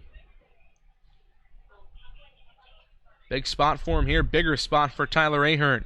2-2 pitch, misses down and away, 3-2. And I was just going to say, the more he works the count here, the more dangerous I think he becomes, because Ahern, heavy fastball guy, you know Lipsius is sitting on that, and now it's a 3-2 with 2 outs. You know he's coming with it, just got to see where. 3-2 breaking ball popped up, so Ahern turning to everything in the arsenal, had thrown a couple of straight fastballs, was confident that he could get the breaking ball over. That's a pretty bold move considering the way Ahern has struggled in this inning. Yeah, and it wasn't a great breaking ball either. He kind of left it up, and Lipsius just wasn't sitting on it. As I mentioned before, he was sitting fastball, so he's able to just get a little something on it, nothing doing. 3-2 poked foul. Yeah, bat's starting to drag on here. Both guys just waiting for the other to make a mistake. Ahern up to 49 pitches in his 2 innings, up to 10 just in this one. The 11th pitch of the at-bat from the right-hander. Looped into left field and in for a base hit in front of Jeremy Idens. Morris scores from third, 4-0 Harwich in the 5th. Well, good things come to those who wait. Wastes a couple of pitches that he doesn't like. Gets it that fastball, gets it low and inside where he wanted it, and just ropes it into left field for an RBI single, just the second RBI for the Mariners today, but what now looks like a commanding 4-0 lead. Gateman still with just one hit on the day. Pavin Parks, a bloop single. He'll be due up next in the 5th inning against Danny Poitamani. But first, the Gateman pitching staff, Tyler Ahern and the Gateman defense have to get out of this half against the Harwich offense. First pitch fastball to Brad Debo in there, 0-1. Debo 0 for 2 today. Bounced out to third base in the second, then grounded out to second base in the 4th.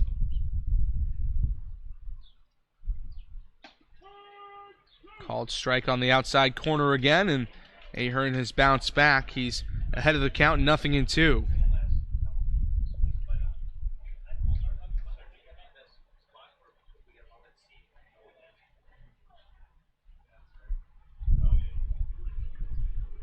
Oh, 2. Breaking ball low. Check swing, appeal down, no swing, according to the third base umpire, who's stationed just behind the pitcher's mound. Debo on the season, having a pretty good year at North Carolina State. 1-2 just misses. Looked a little bit high maybe, according to the home plate umpire. 2-2. And like Lipsius before him, Ahern dropping in a little bit of a breaking ball, trying to take something off it on the 2-strike offering, leaves it up again, but that was an awfully good-looking pitch. I thought should have been strike 3 right there. 2-2, poked into left field, sinking line drive, but moving back on it, Jeremy Idens for out number 3. So 2 more come across to score against Tyler Ahern. Nate Eichhoff scores on another double play off the bat of Aaron Shunk. Then an RBI single for Andre Lipsius, scores Tanner Morris for the second run of the inning. It's 4-0 Harwich as we head to the top of the 6th here on the Gateman Baseball Network.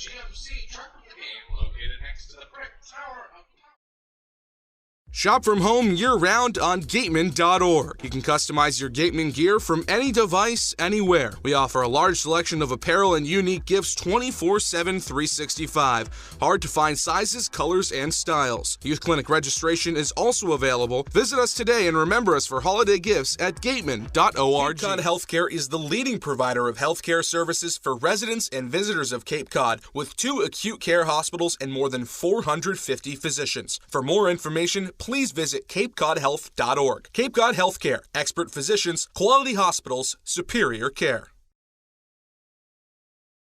Mezzaluna is a family-run Italian restaurant celebrating 80 years in business. Located on Main Street in Buzzards Bay, Mezzaluna specializes in Italian cuisine, a lunch menu that's the best deal in town, and serves Cape Cod's famous prime rib every Wednesday and Saturday. Come enjoy the feast at Mezzaluna, the Italian family restaurant.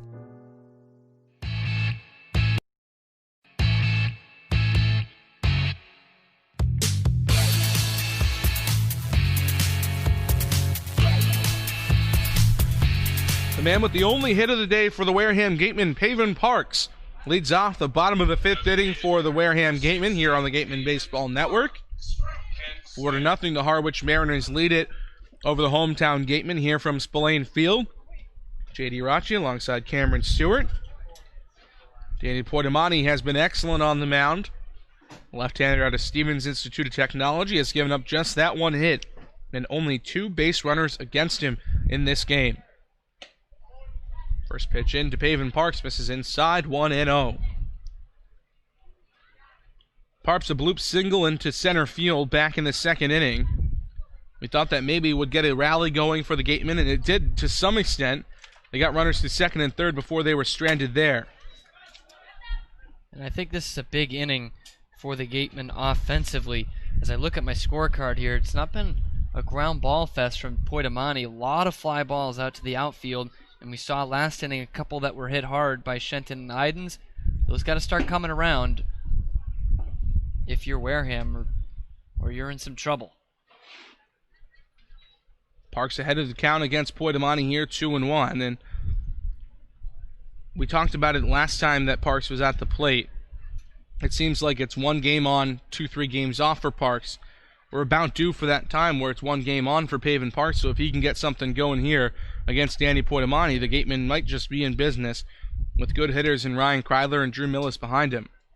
I mean, they got to get something going, at least a threat or two. It's been 15 innings since they last scored. And they haven't had too many threats in the game last night at Falmouth or today.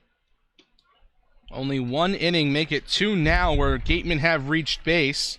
A walk to Paven Parks. He's on for the second time today. Other than that, it's been 3 innings for the Gatemen. 1 in the first, second in the third, and then the third in the fourth inning.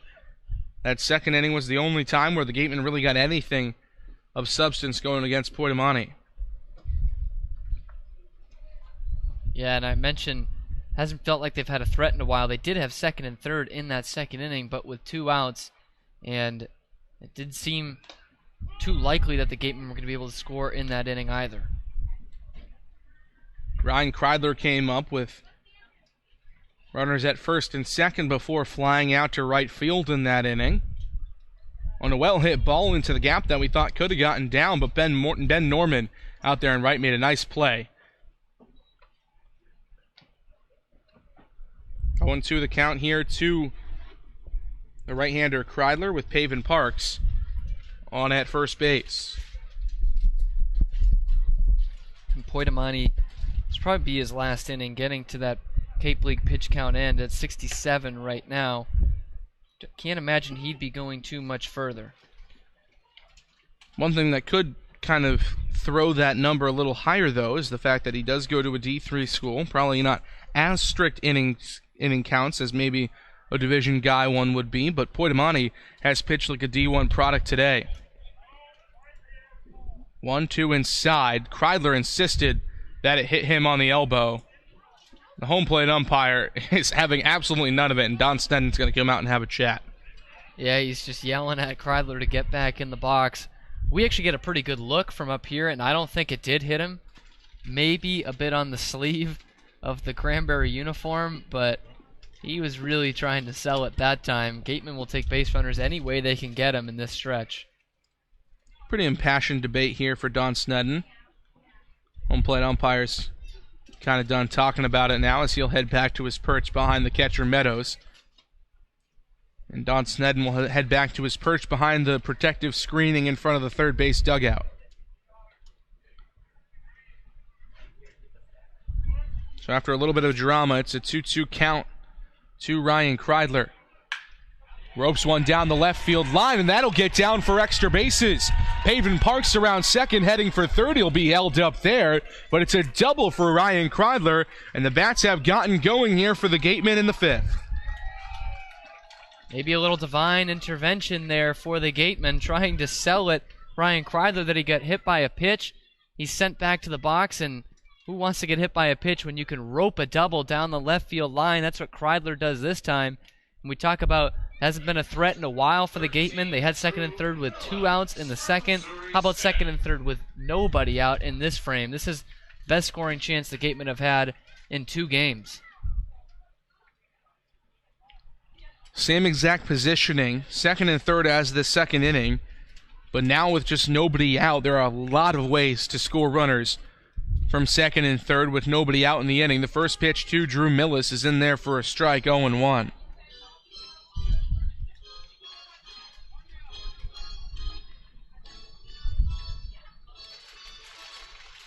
Millis has struggled this season in RBI situations.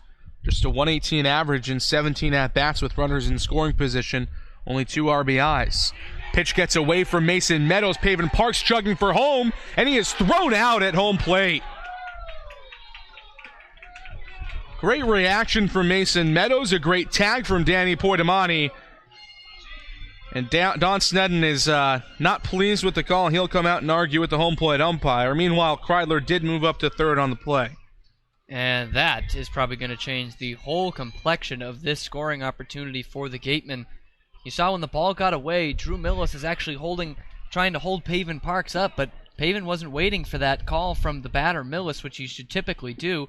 He was going the entire way, and it was still a pretty close play, but definitely getting the tag down on there was Poitamani, and Now all of a sudden, 1 out, you're 8-9 hitters, still with a man at third, so a chance to get 1 in.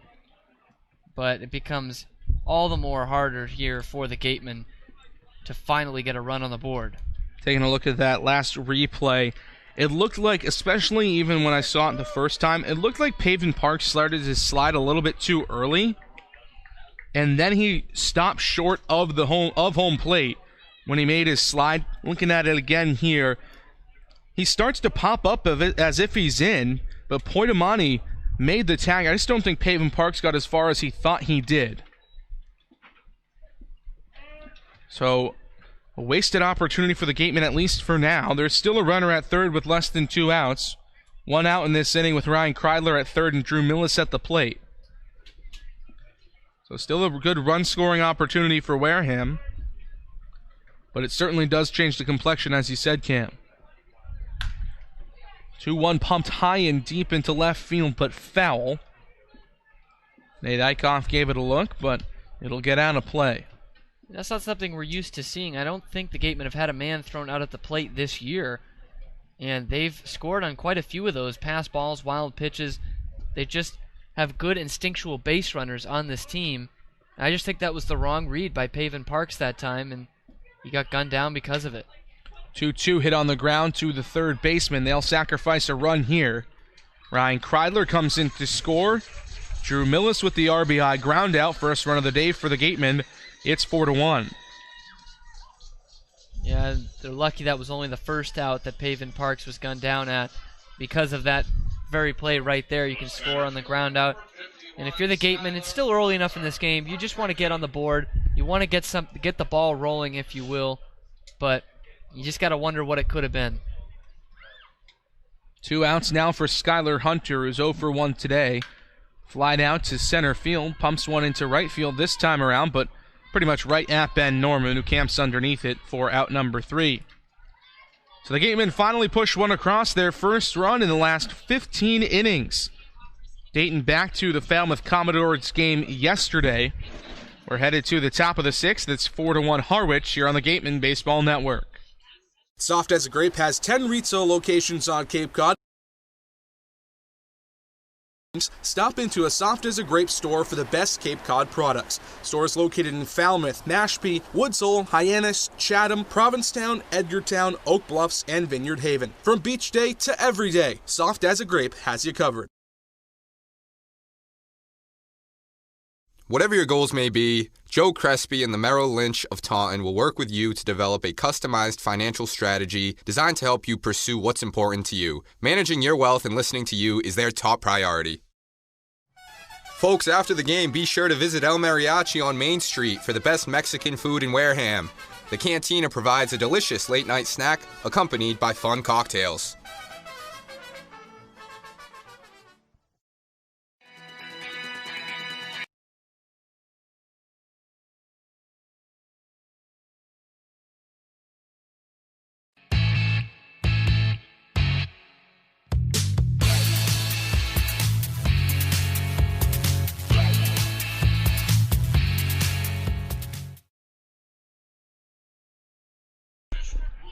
Top of the 6th inning from Spillane Field. 4-1 the lead for the Harwich Mariners, and a new arm into the game for the Gatemen once again. It's the right-hander Jack Ralston out of UCLA.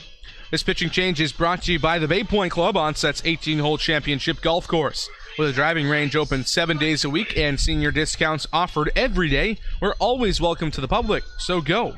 Get to the point. Day is done for Tyler Ahern, the right-hander out of Florida State. 2 innings, 3 hits, 2 runs, both earned, with 2 strikeouts for the Florida State Seminole. It was just another not very good day for Tyler Ahern. As I mentioned, he doesn't have much of a breaking ball, or he doesn't like to feature it too much. And when you're firing in fastballs, that's very predictable, especially for people in the Cape League. This is the best of the best, and he is only a freshman at Florida State, about to be a sophomore, so he's still getting used to this level of competition. But that's why the walk numbers aren't that bad. It's the hit numbers. He's getting hit very hard in the Cape League this year, and it's just developing some secondary pitches and maybe getting some more movement on that fastball that he just hasn't developed yet. So from a rising sophomore to a rising senior, Jack Ralston, the right-hander out of UCLA, big intimidating presence on the mound at 6'6", just over 230 pounds for the big right-hander. First batter he'll face is Danny Casals out of Maine. Casals has reached twice, once on a single and once on a walk. First pitch from Ralston in there for a strike on the inside corner, 0-1. Ralston's last appearance came against Brewster in a game he really struggled to find the strike zone, especially with the fastball. It looked like he was just overthrowing it in that game.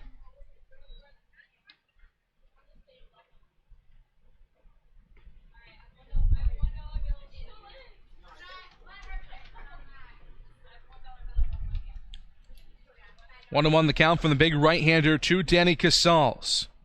Comes set his pitch.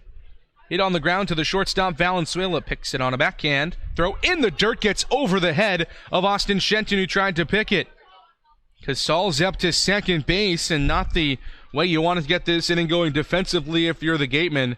That should go as a throwing error against Sahid Valenzuela. And not something we typically see from Valenzuela there. He just tried to hurry this play up a bit too much. It was a hard hit ball, and he's right on it as he has to backhand it to get it, but just tried to rush the throw, and it came back to bite him in the dirt. It would have been a tough pick for any first baseman, let alone an inexperienced one in Austin Shenton. Not a good throw over there, and a deserving error there for Sahid Valenzuela. Third error of the day for the Gatemen, and all of them have come in some form against Danny Casals. He has been the beneficiary of defensive lapses today for Wareham. So a runner on at second for Ben Norman, who's 0 for 2 today. 2 strikeouts for the Iowa Hawkeye. Now this pitch gets away from Drew Millis, and Casals will move up to third on a wild pitch. So Danny Casals quickly making his way around the base paths, and it's really been nothing by his doing. Yeah, and this is not the way the Gatemen want this to go in a shutdown inning where you're really trying to get back in the game desperately. Now you got to pull the infield in because all you've given up is a ground ball this inning, and there's a guy at third base. That's just not the way you want it to go. So runner on at third, nobody out against Ben Norman. 1-0 pitch to him is waved on and missed. Good stop behind home plate by Drew Millis.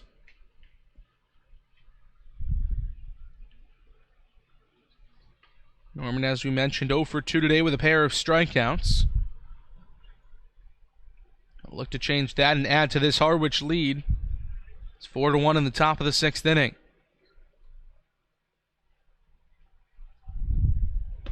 Breaking ball from Ralston that time. First time we've seen him rip off one of those bad boys in this game. It's 1-2. Yeah, he actually tried to rip one off in warm-ups. One of the last warm-up pitches he threw was way over the head of Drew Millis, but he's able to snap that one down. It's got some serious bite when it's going.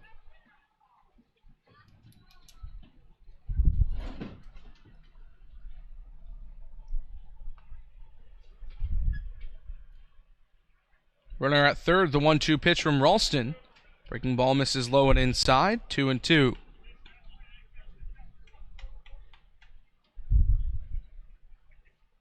Ralston with an 8.30 ERA this season, and that's been much inflated after giving up 4 runs in a third of an inning against Brewster back on July 10th at Stony Brook Field. 2-2 low, 3-2 now to Norman, and he's clawed his way back into this count after starting off 0-2. Yeah, he knows that I don't think Ralston can put out some of his very best stuff yet, that one in the dirt, but he doesn't want a ball getting past Drew Millis, another run coming in, so he's able to work the count a little more easily this time.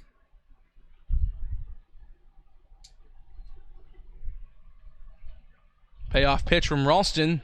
Misses low. On with the walk. Now runners at the corners. Ben Norman walks for Mason Meadows. He didn't worry too much that time, though, did he? He brought this one low and in. Got it to snap a bit. It was a good block by Drew Millis, but still not biting there was Norman, so things start to get a little more hairy. First and third now for Mason Meadows. 0 for 2 today for the catcher out of Georgia. Flied out to center field in the second and then struck out swinging in the third against Joey Barron. First pitch misses low in the dirt, 1-0, and this has been the big indicator of success. First 2 outings of the season for Jack Ralston. 2 innings scoreless, both at Hyannis. 1 in the 9-1 loss, 1 in the 17-4 win, so low leverage situations. A bit higher of a leverage situation here today, but the real indicator of his success has not only been what kind of situation he comes into, but also what kind of control he has over the breaking ball and the fastball for that matter. Yeah, and we have seen a lack of control from him so far this inning. It's not something you can typically pick up during the middle of an appearance. You kind of either have it or you don't. The guys are biting at it or they're not, but Ralston's going to have to dig deep and find something here, or else this game, once again, as we said the last inning, could very well get out of hand. This is a kid with a big, strong arm. Firm, hard fastball coming out of his hand. It's just been, the location has not been where it needs to be. And another pitch in the dirt, and Norman's up to second. And there's the prime example of it right there. This one just getting away from Millis, an easy advance for Ben Norman. Not going to throw down anyway and risk another error maybe to get Casals in for a run, but now it just becomes worse. You take that force out, and 2 men in scoring position, got to bring the infield in. Get me over fastball, misses outside and high. Back-to-back walks for Jack Ralston after Danny Casals reached on an error, and now the bases are loaded for the Harwich Mariners. They don't have a hit in the inning. Yeah, this is obviously didn't get the start you wanted from the Sahid Valenzuela error. Again, that was pretty much a routine ground ball to him at shortstop. So you get that. A couple of pitches get away from Millis to advance runners, and a couple of walks later, you've got the bases loaded. It is at the bottom of the order right now, the number 9 man, but this guy who homered last night, Nate Eichhoff, so he isn't very much of a slouch down there in the number 9 spot. Certainly is, and he's already reached base and scored 2 runs today in his first 2 plate appearances. Struck out in the third, but advanced to first on a drop third strike, and then singled and scored a run in the fifth. And Jim Lawler's back out to the mound to discuss strategy, and you can discuss investment strategy with Joe Crespi of Merrill Lynch, who sponsors this trip to the mound. Yeah, we can't really tell the action down there in the Wareham bullpen because of the green fence out there, but got to imagine if they haven't gotten someone warm yet, they're starting to throw very hard down there. Ralston, I just don't think, has it today, and this could get very, very ugly. Bases loaded against him with Nate Eichhoff at the plate in a 1-0 count against the Virginia Cavalier. He's already reached base twice today, as we mentioned. Trying to do it again here, and at this point, you got to think he's looking one pitch, one location, even with a 1-0 count against him, because Ralston has struggled so much with the location. Yeah, because of that struggling, you almost add a ball to every count when you're going up there. You'd be taking on 2-0, which is going to be at right now, possibly even, whereas normally you're sitting on a fastball. You think he's got to get a pitch over. It's probably going to be a fastball, but right now, Ralston's thrown so many breaking balls and has missed on so many, you really don't know what's coming. So I think you just play each pitch with an extra ball. That one misses low. It's now 3-0 to Eichhoff, and just one pitch out of the strike zone away from a 5-1 lead for the Harwich Mariners. Top of the 6th, it's 4-1 right now, Harwich. Bases loaded. Nobody out for Nate Eichhoff. Pitch misses up. An RBI walk for Eichhoff. He reaches base for the 3rd time today. And it's a 5-1 lead for the Mariners as Danny Casals touches home plate after walking home. We're going to have a pitching change here from Spillane. Not the night Ralston wanted on the mound. Just didn't have the location tonight.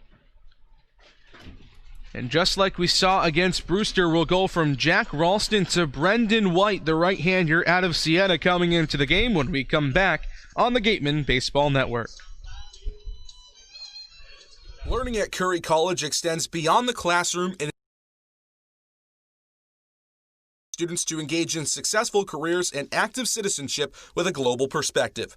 Explore undergraduate majors, minors, and concentrations, including new majors in accounting, biochemistry, and software development online at www.curry.edu. Get Gateman gear. Check out the latest styles and colors of your favorite Gateman apparel. Also in stock, a large selection of Cape League items, including tickets to the All-Star Game. Test your pitching speed and pick up a souvenir ball, all at our merchandise booth.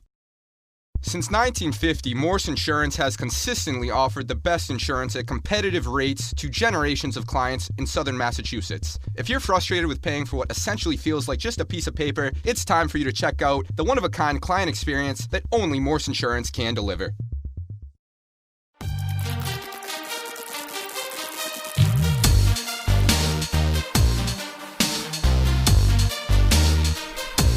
Another pitching change here for the Gatemen, brought to you by the Bay Point Club. Onset's 18-hole championship golf course with a driving range open 7 days a week and senior discounts offered every day. We're always welcome to the public, so go get to the point. Right-hander Brendan White out of Siena into the game, 6 foot 175, heading into his junior season. Made one appearance with the Gatemen last year. This will be his 7th appearance of the season with Wareham this time around, and his last time out was an excellent outing. Got our player of the game and an 8-1 loss to the Brewster Whitecaps. Went 4 2/3 innings of long relief. Gave up 2 runs, 1 earned, 3 hits, a walk, and 4 strikeouts for the rising junior out of Mahopac, New York. And that ERA, you got to think is going to jump for Jack Ralston. He did allow a run to come in on that last walk, but it was unearned as that man, Danny Casals, who came home to score, reached on an error. But with no out recorded, there's still the bases loaded. So all of these are his responsibility no matter what Brendan White does. White's job now is to mitigate the damage as much as he can. But it's the top of the order and a man that's already reached 3 times today in Tanner Morris. First pitch fastball on the outside corner, called strike to the left-handed bat out of UVA, 0-1. Ben Norman, the runner at third, Mason Meadows at second, with Nate Eichhoff at first base.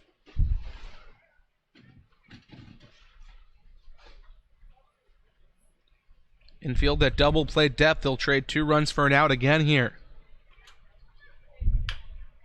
0-1 dribbled foul, 0-2. Third time that, or really 4th time now, I guess you could say, that the Harwich Mariners have had the bases loaded 2 times earlier in the game, once already in this inning, and now here again with Tanner Morris, who is 2 for 2 with a home run, a single, and a walk at the plate. When you're a struggling team offensively, obviously that goes to say this is a position you like to be in. So many ways you can score runs here. We even saw one score today on double plays with the bases loaded and nobody out. So they'll take them any way they can get them. That obviously makes it a lot easier when you've got the bases loaded and nobody out.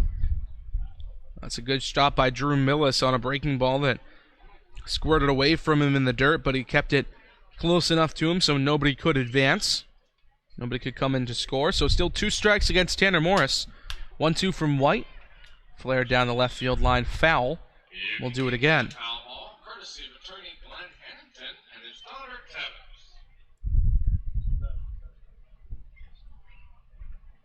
4 2/3 innings, by far the longest outing of the season for Brendan White. In his last appearance, the longest before that was 2 innings on opening day versus Chatham, in which he picked up the win. That one skied high and deep out to left field. Iden's back on it, tagging from third and in to score. Here comes Ben Norman, and it's now 6-1 Harwich on the sacrifice fly and the RBI for Tanner Morris. This was almost trouble out there as Idens was going back. When he caught this, this was right on the foul line. So if that had dropped, it very well could have landed in fair territory and brought a few more home. So good awareness for him to get out there and not give up on the play. So 2 RBIs on the day for Tanner Morris, 1 on the solo homer in the first, and now the 2nd on the sac fly here in the 6th. Still danger, though, just 1 out. Nobody else moved up on the play, so runners at first and second for Chris Galland. Galland 2 for 3 on the day. Flied out to right in his first at-bat. Bunt single in the third and then a single in the fifth.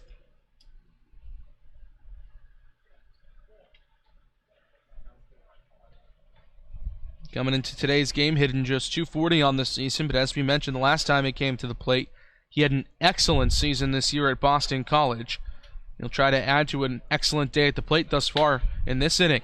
Ropes one into the left center field gap. Jeremy Idens on the run, though, makes the play. Moving up to second, a throw comes in. Isaac Collins couldn't hang on to it at second base. It looked like Mason Meadows might have been safe either way. They nearly doubled him off, though, to end the inning. Yeah, and that wasn't terrific base running by Meadows, but this was a sinking liner that Idens makes look easy out there. That's not a very easy play out there in left field, but I think Meadows was still too far off second base, and he was lucky to get back in there. Idens kind of had to twist around to make that throw into second base. And it's not a guy like maybe Chris Galland if he had been on at second, or Ben Norman had been on at second with speed. It's a lumbering catcher in Mason Meadows that had to make his way all the way back to second. He was pretty confident it was going to get down, but Jeremy Idens with a nice glove out there has showed his versatility as a defender this season for the Gatemen. First pitch to Aaron Shunk, bounced down the third baseline and foul. Shunk is 0 for 3 today.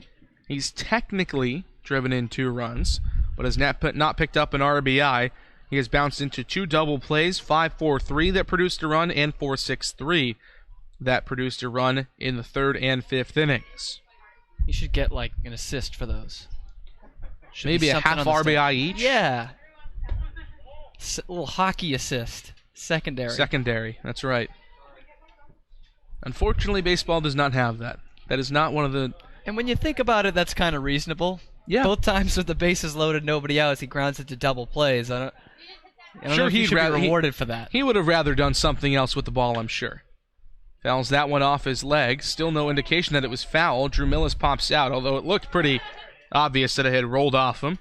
Yeah, it was clear, but good on Millis. As you mentioned, that was a very late call for whatever reason. Usually you see the arms shoot right up from the home plate umpire, but Millis wants to get out of this inning just as badly as everyone else on the field for the Gatemen. So 2 strikes against Aaron Shunk. Brendan White trying to shut it down. Here in the 6th inning, already 2 runs have come across to score. 2 of the 6 on the day for Harwich. 1-2. Breaking ball low, 2-2.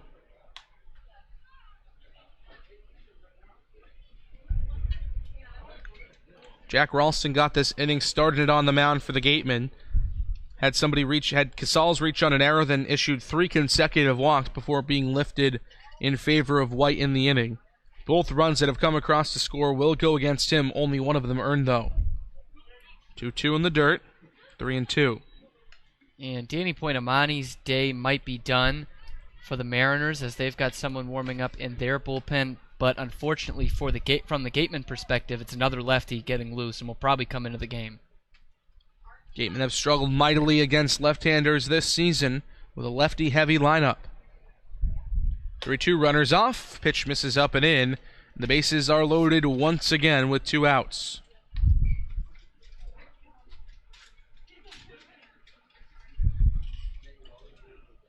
First baseman, number 13, Andre Lipsius. Andre Lipsius, the Tennessee Volunteer, into the batter's box.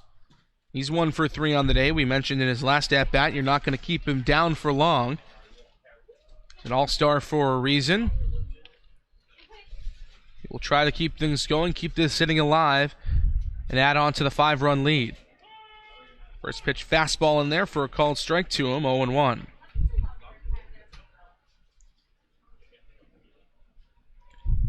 Struck out in the first against Kaiser, in the third against Joey Barron, and then singled off of Tyler Ahern in the 5th inning.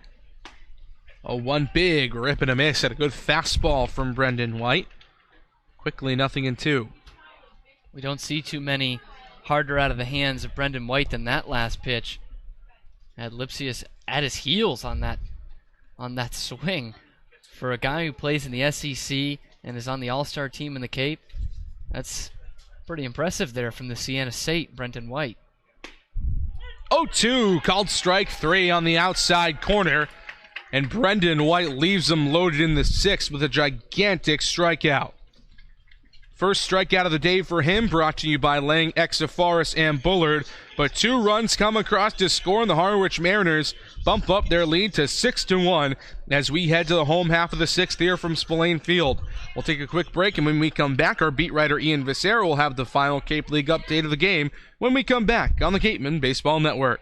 The 2018 Cape League All-Star Game will be played at White House Field in Harwich Sunday, July 22nd. Game time is 6 p.m., gates open at 2. One highlight will be the Cumberland Farms home run hitting contest. There will also be an autograph session and a large merchandise village with items from many of the teams. Support the Gateman in part by purchasing your ticket right now at the merchandise booth. Tickets are just $5.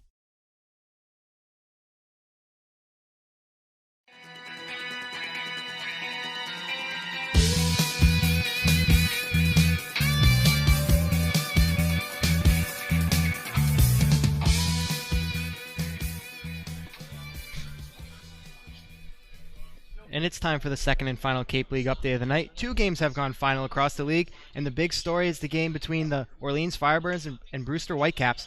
In that game, the Firebirds won 3-2, and Orleans actually threw a no-hitter. Mitchell Senger went 8 innings. Beach House Grill at Chatham Bars and Resort and Spa is the perfect came in to record the save, and that is the first no-hitter of the Cape League this season.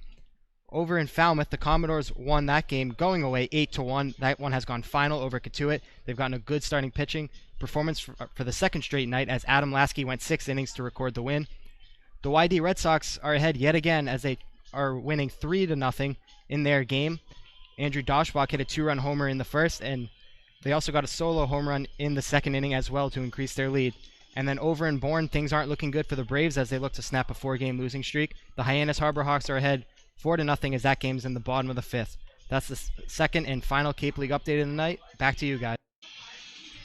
Thank you very much, Ian. As always, right now here at Spillane Field, it's a 6-1 lead for the Harwich Mariners over the Wareham Gatemen. A new pitcher into the game. Danny Poitamani's day is done, although this is a bit of a mystery man.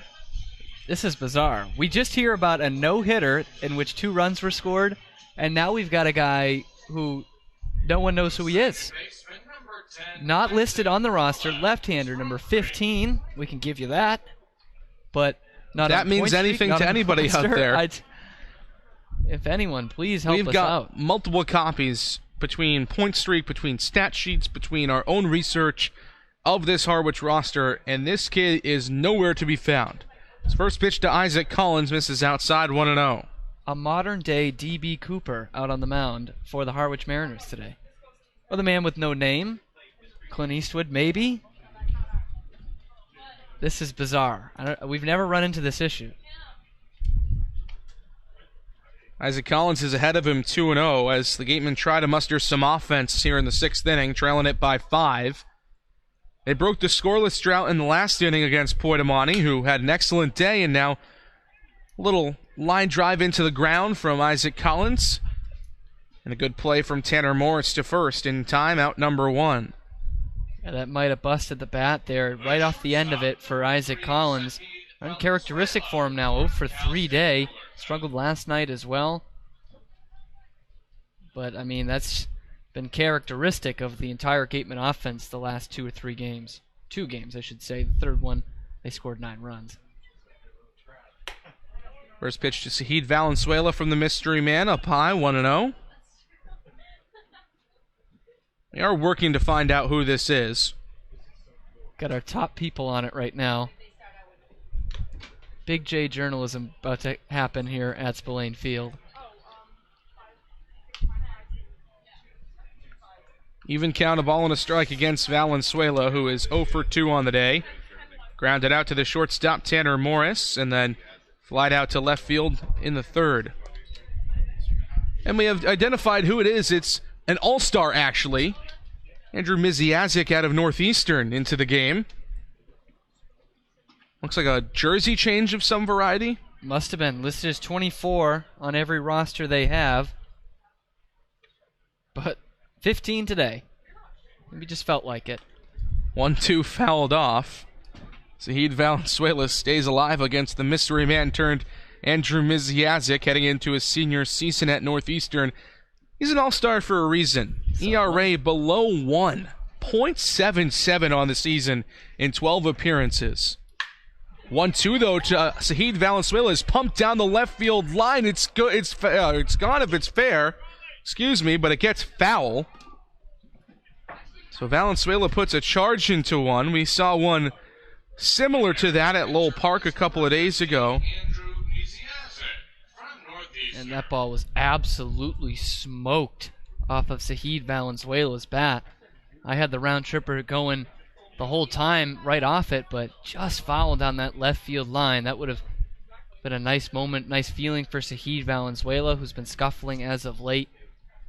And for the Gatemen, just to see that they can get that big hit. Obviously, it only would have been 1 run and would only cut the lead to 4, but just to see that, probably brings some confidence for this Gatemen offense. Well, looks like Aaron Shunk's having a problem at third base, but he's all good to go. 1-2 still to count to Zahid Valenzuela from Andrew Miziazik out of Northeastern in Oceanside, New York. Pitch in the dirt, 2-2.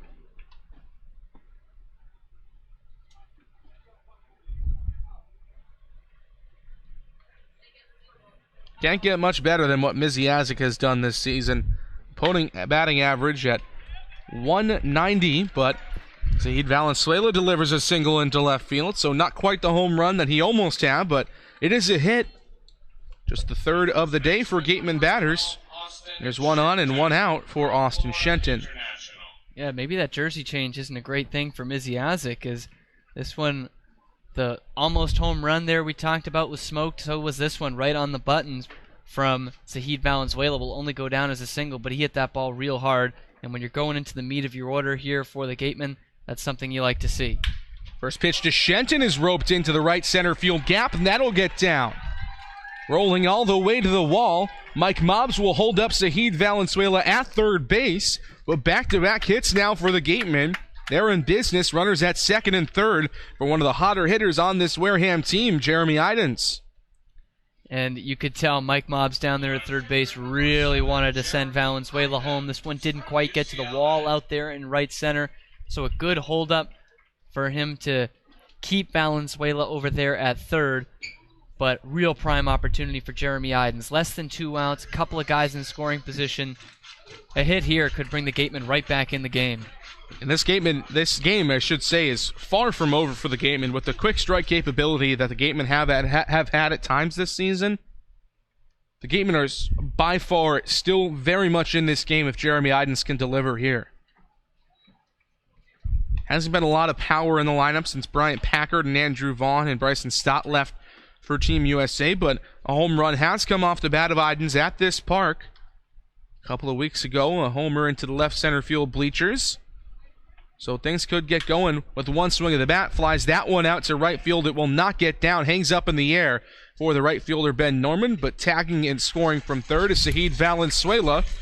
An RBI sac fly from Jeremy Idens, and the Gatemen cut into the lead. They trail it by 4 now, 6-2.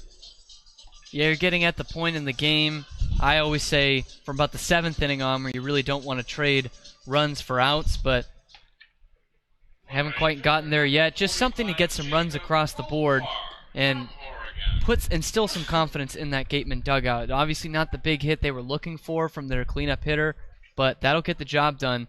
You got a guy on now who we've mentioned already several times today is an on-base machine in Goldfarb. Goldfarb has been on once today out of 2 plate appearances. He was hit by a pitch in the 2nd inning, then grounded out 4-3 to the second baseman Danny Casals back in the 4th. Try to do more than just be hit by a pitch here against Miziazik. Shoots one into left field. Backing up on it is Nate Eichhoff, and it hangs up for him for out number 3. The Gatemen do get 1 run across, though. An RBI sac fly from Jeremy Idens. Plates Zahid Valenzuela. They cut into the lead ever so slightly. It's 6-2 Harwich here on the Gatemen Baseball Network. Head on over to BB's Bar and Grill for food, drinks, and highway. Come in to sample the scrumptious fare or relax with a drink while enjoying live entertainment. The Gatemen thank BB's Bar and Grill for their support. The law firm of Lang, Exifaris, and Bullard, providing families and businesses in the greater New Bedford community with legal services for 40 years. We look forward to serving you. For an appointment, call 508-992-1270. We invite you to learn more about the law firm of Lang, Exafaris and Bullard by visiting our website, lxblaw.com. Stop by the Ansel S. Gurney House, where you will find a unique shopping and dining experience. Whether shopping for a special occasion or just to treat yourself, you'll find what you're looking for in one of the 11 themed rooms. There's also a cafe serving fresh homemade lunches overlooking the extensive gardens. The Ansel S. Gurney House is located at 403 County Road in Marion.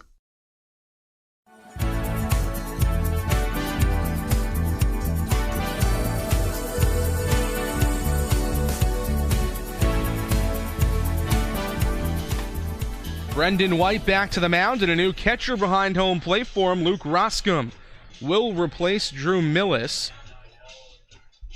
So Millis' day is done. He got battered behind there a couple of times after trying to come back from what we'll call a stinger a couple of nights ago, but his day is done. Brendan White back for his second inning of work.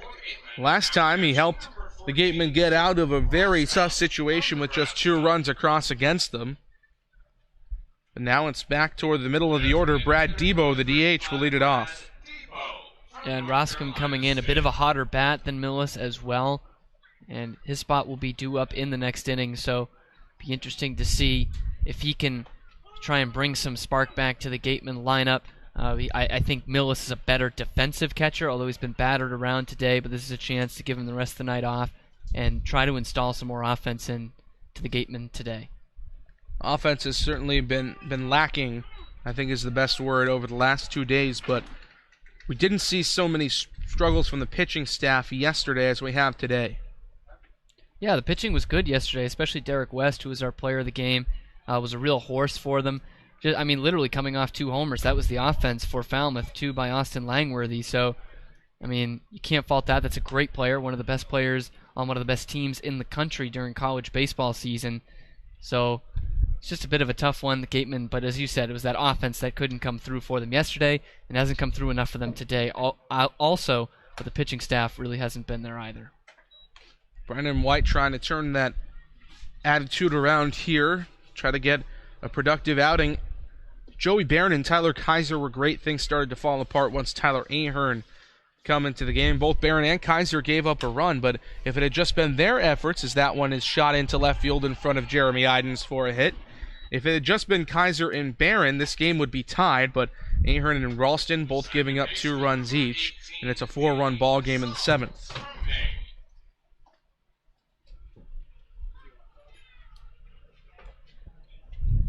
Debo on for the first time today.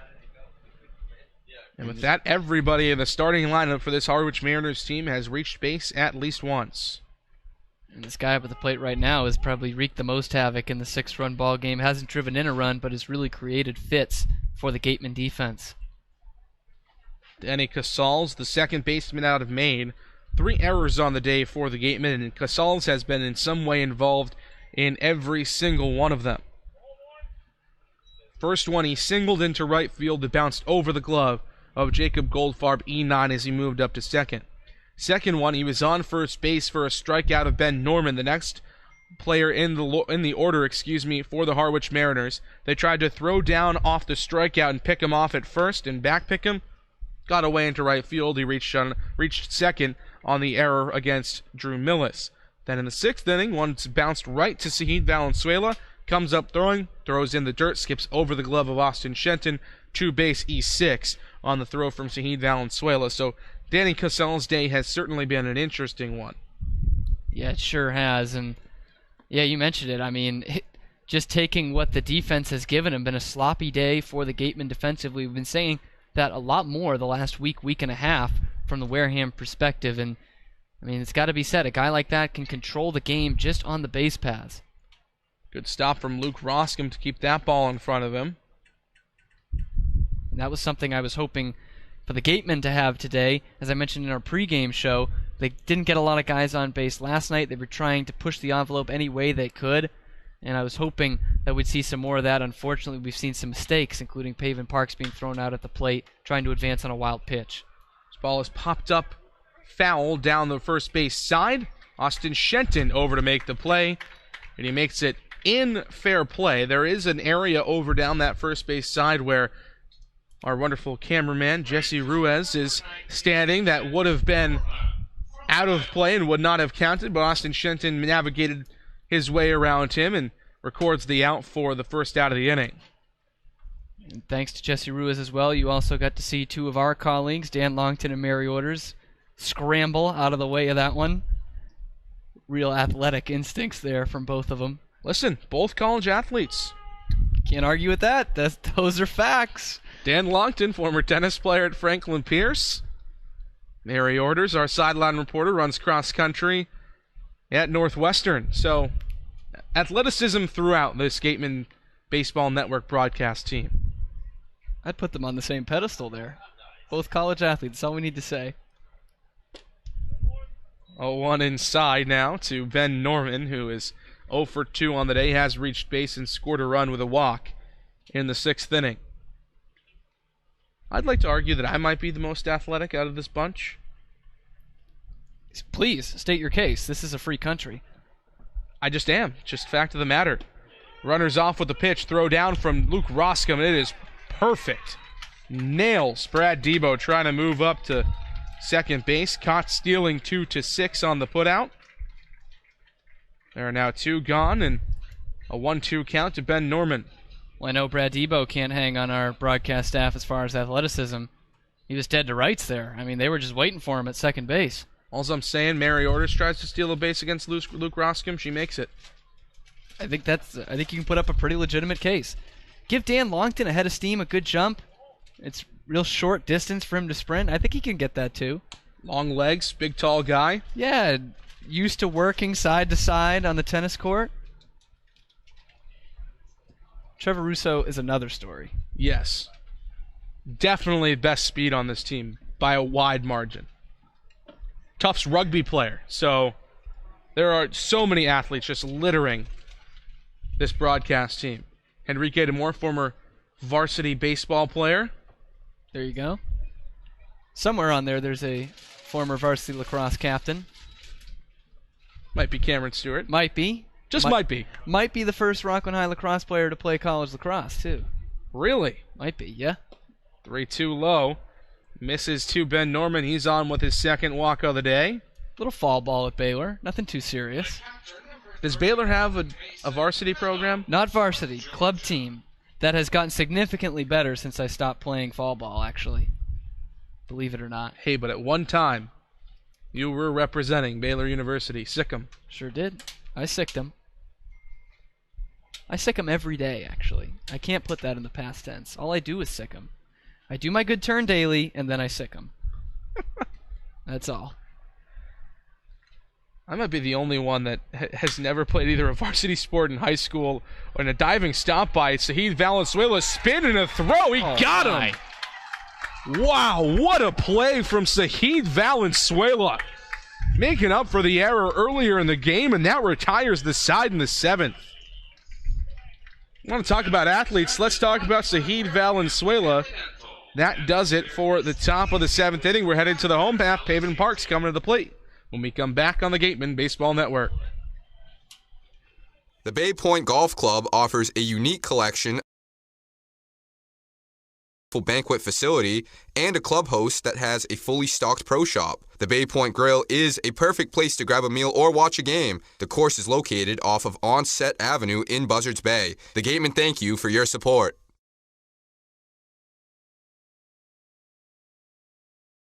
Are you hungry? Visit the concession stand for some new menu items. Try fried dough, chicken fingers, or french fries along with your regular favorites, hot dogs, burgers, cold drinks, and ice cream. Proceeds from the concession stand support the Gateman and the Wareham High DECA program.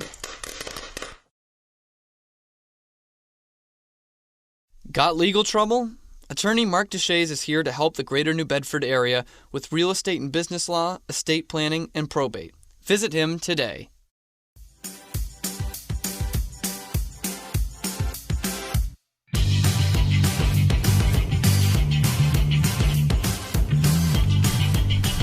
Back at Spillane Field, bottom half of the 7th inning, Andrew Miziazik wearing the wrong number back to the mound. Left-hander out of Northeastern. And Paven Parks, Ryan Kreidler, and now Luke Roscom due up in the inning for the Gatemen. Very crucial part of this game. They trail it by 4 in the last third of the innings that they will come to the plate. So it's pretty much becoming now or never for the Gatemen to get it going. Yeah, and you've got a guy starting it with Paven Parks who's gotten on base twice today. Ryan Kreidler, the hard hit double the last time up as well, are your top 2 guys. Need them to continue to have good days and keep things going. And then you've got that catcher spot, which, as I mentioned, the last half inning goes to Luke Roscom, who's had a better bat going than Drew Millis has. So this has potential. This inning, you're working a couple of lefties against the lefty Miziazik, but some hard hit balls off him in the last inning. Paven Parks is the only Gateman today to reach base twice. He singled in the 2nd inning, then walked in the 5th before being cut down at the plate, trying to score on a wild pitch. Try to reach for the 3rd time today. It won't be an easy task against a good left-hander in Miziazik, who came into the game with a sub-1 ERA. 1 earned run coming across to score against him in the 6th, though, so the Gatemen have figured him out to some degree. And like I said, this seems like a Paven Parks kind of game. 1 game on, couple games off. This seems like an on day for Parks, who's already reached twice. Yeah, and he's reached twice both against lefties, which he has struggled mightily against. We mentioned those guys in the Gateman lineup who struggle against them mightily, especially a guy like Miziazik with that sub-1 ERA, but Shenton had a long, hard-hit double against him as well. Skies one out into deep left field, but Nate Eichhoff plants underneath it, 1 gone. The third baseman, number 5, Ryan Kreidler from UCLA.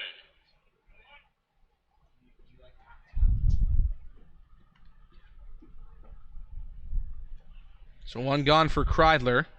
Kreidler's also gotten the bat going. A hard hit ball in the 2nd inning that was gloved by a racing Ben Norman into the right center field gap, and then a double and a run scored in the 5th for him down the left field line.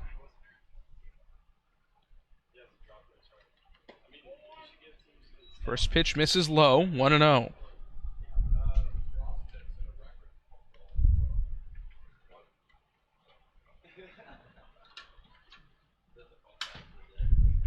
This one skied down the right field side. The right fielder, Ben Norman, chasing it over toward the fence. He slides into it, but can't come up with it. That was a very dangerous play for a ball that really seemed uncatchable from almost the very start.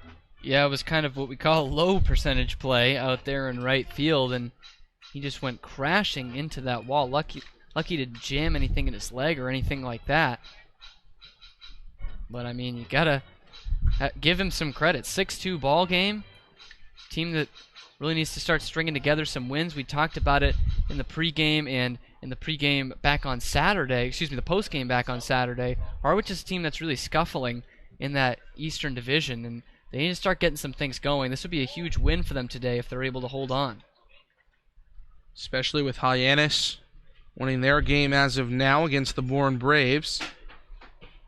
The lead could become ever so closer in the West if the Gatemen can't pull it out today, and that won't help. Ryan Kreidler pops out to the second baseman, Danny Casals, and there are 2 gone. The catcher, number 14, Luke Roscom from Nebraska.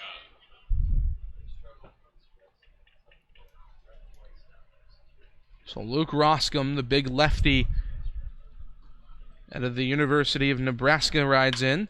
His first pitch to him is swung on and tapped back up the middle, right into the glove of Miziazik, and a throw over to first base in time. 3 up, 3 down for the Gatemen in the 7th. We're headed to the top of the 8th, a 6-2 lead for the Harwich Mariners over the Wareham Gatemen. It's been a tough day, to say the least, for the Gatemen. The offense continues to struggle, Cam. Yeah, I mean, just haven't been able to get anything going. 2 runs in the last 2 games for them.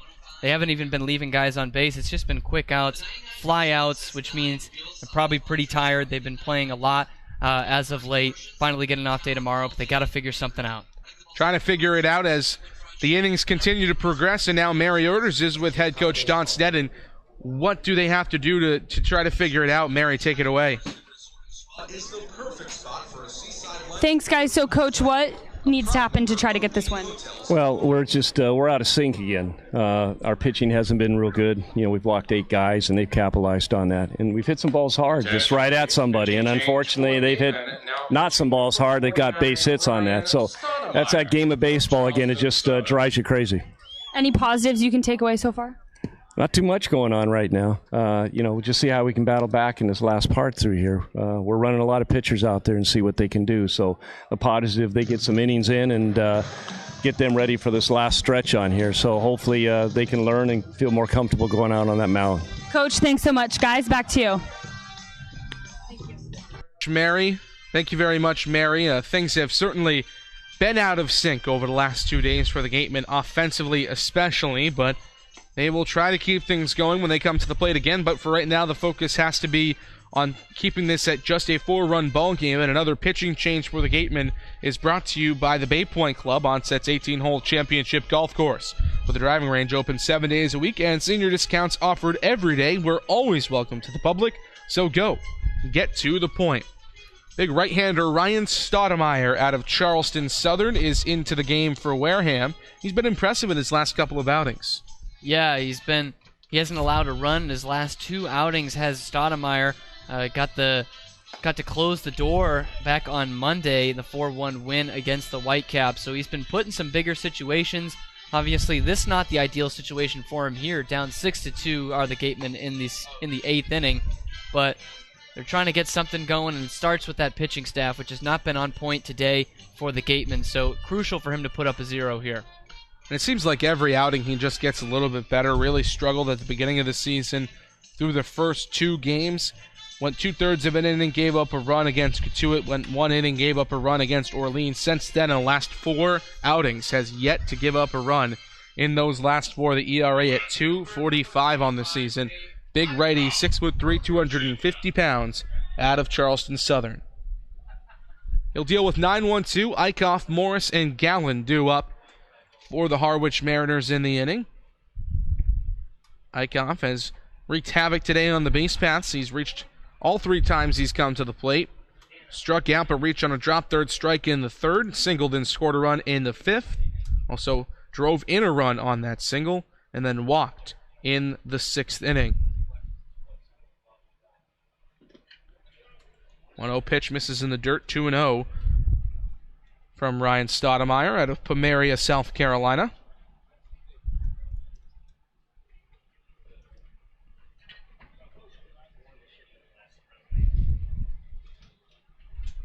Fouled off down the left field line, 2-1.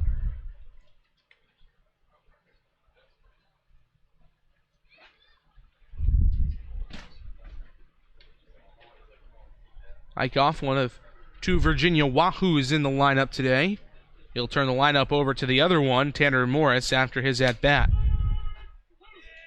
Good pitch on the outside corner from Ryan Stoudemire. It's 2-2 now to Nate Eichhoff, And if Stoudemire can have that pitch in his arsenal, he's going to be in really good shape. That's absolutely unhittable to a lefty on the outside corner. It's never a strike until it hits the catcher's mitt. Eichhoff fouls that one off behind home plate. Thought we almost had another drop third strike scenario, but home plate umpire says he did get a piece of it, because going back to that drop third strike in the 3rd inning, that was almost the exact same play. I thought in that inning that there might have been a foul tip, but it just got away from Drew Millis. Yeah, and that kind of opened the floodgates. That guy came around to score. Bases were loaded again in that inning. Back up the middle. Stoudemire tried to glove it on its way by, but couldn't get the glove out there quite quickly enough. Eichhoff on for the 4th time today, this time with a single. His 2nd hit. 1 on, nobody out. Top of the order. This one doesn't have the bite that Stoudemire wants. That just hangs out over the plate. And a good hitter like Eichhoff, who already has gotten on base 3 times going into that at-bat, is going to rope that one right up the middle. Easy pickings for him, even down at the bottom of the order here in the Cape League.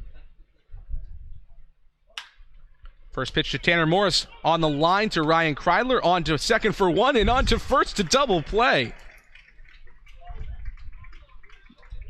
Sometimes you get lucky in the field, folks. That one was hit right into Kreidler's glove. He dropped it, but because it was hit right at him, Nate Eichhoff wasn't quite wasn't even running towards second base. Easily got him. Then Tanner Morris thought that he might have, dropped it and he didn't have to run, but it's still thrown out at first base, and now the Harwich manager is out and he disagrees. He says that Kreidler, I guess, completed the catch or did it on purpose. I'm really not sure what the argument is, but looking at the replay here, it definitely popped out of his glove and easily beat Morris down the first base side, so not sure what he was arguing, but there are two gone. First pitch to Chris Gallen in there for a strike. It's kind of a weird thing, no real rhyme or reason why, but the Gatemen haven't turned too many double plays this year. 3 turned today. And all of them brought to you by TM Ryder Insurance Agency. You can package your home and auto insurance for the perfect double play. TM Ryder, steering and securing your course since 1877. We were waiting for a while to see that first double play of the season, like 4 or 5 games into the year. The Gatemen had still not turned one, so to have 3 in the same game and 2 of them be 5-4 threes, it's a pretty impressive day for the Gatemen fielding. Outside of the 3 hours. I think TM Ryder was ready to sponsor something else. This was weeks before we had our first double play. That pitch in the dirt, swung on and missed by Gallen. He'll be thrown out 2-3. He was really chugging down that first base side, but a 1-2-3 inning of sorts for Ryan Stoudemire. Top of the 8th done here from Spillane Field. Gatemen coming to the plate. They still trail it by 4. Offense has to get going soon. That's coming up on the Gatemen Baseball Network. Founded in 1854, the Wareham-based AD make private property owner in eastern Massachusetts. The company supports organizations like the Wareham Gatemen and projects like the outdoor cranberry bog classroom that you may have passed on your way in. Visit admakepeace.com to learn more. Located in Wareham Crossing, Coastal Orthodontics, longtime sponsor of the Wareham Gatemen, knows the importance of a healthy smile. Dr. Kevin Oliveira and his team at Coastal Orthodontics are a patient-focused practice, delivering professional, effective orthodontic treatment based on the individual clinical needs of each patient, resulting in beautiful smiles in a timely manner. With 10 years of experience using Invisalign, Coastal Orthodontics uses the most up-to-date dental equipment. Village Signs of Mattapoisett. They do it all, from logo design, trucks and buildings, to boats. Village Signs has proudly served southern New England for over 35 years. Visit them at villagesigns.inc.com for all your signage needs.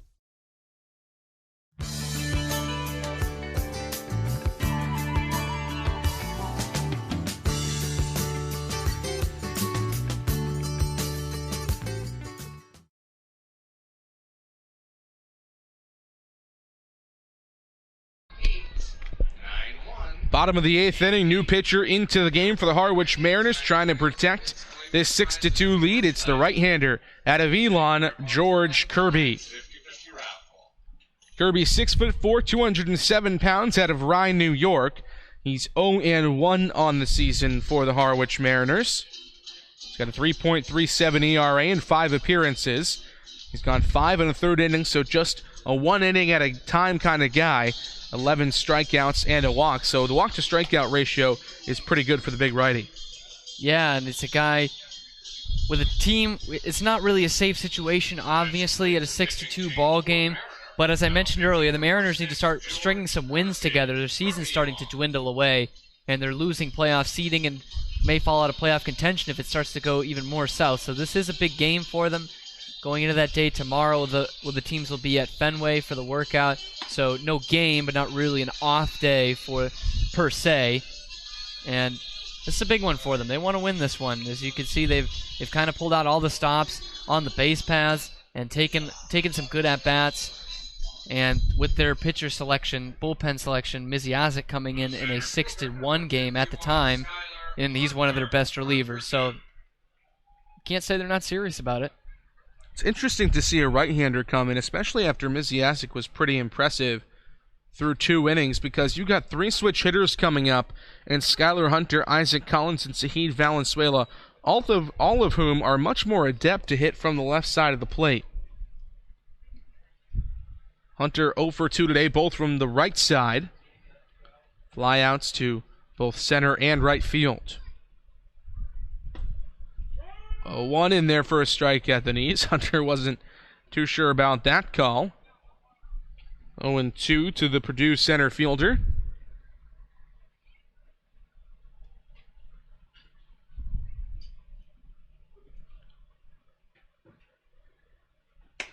Oh, 2 out and away. 1-2 now from Kirby.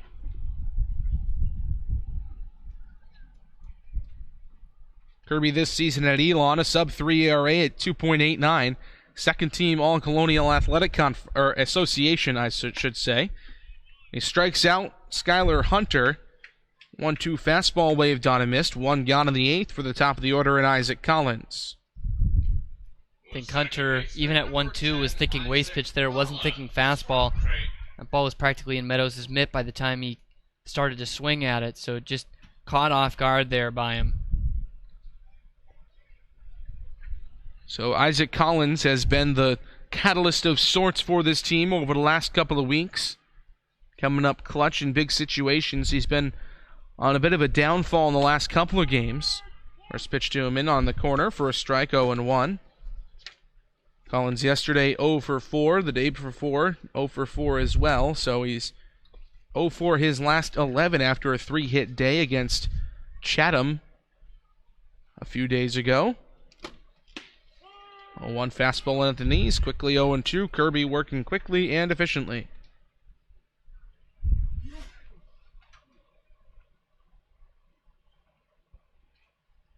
Kirby is 32nd round pick of the Mets in 2016. Deciding to head off, though, to Elon. Trying to set down the Gateman here on the Cape.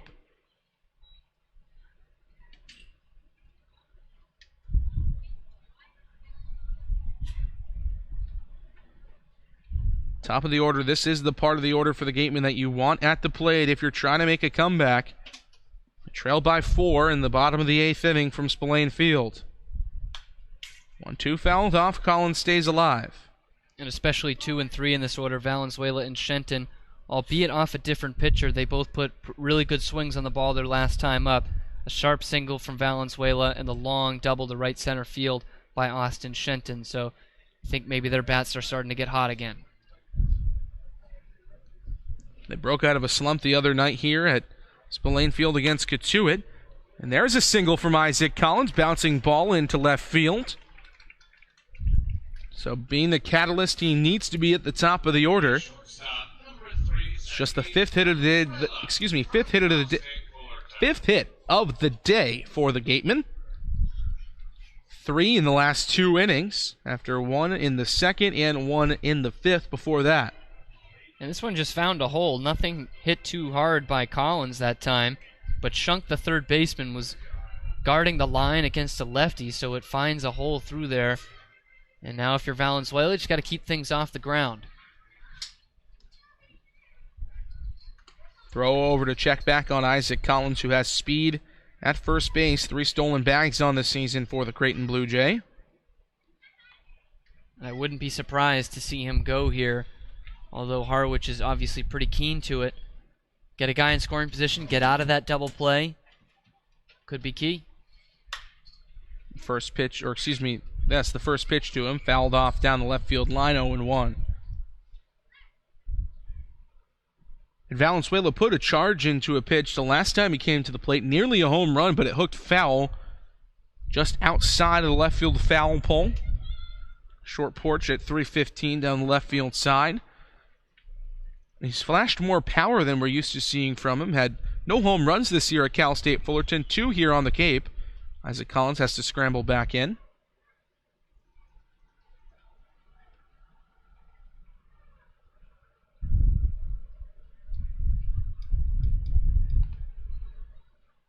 No balls in a strike against Valenzuela with a modest lead at first for Isaac Collins. 0-1 fouled off, right back to us. 0-2 now.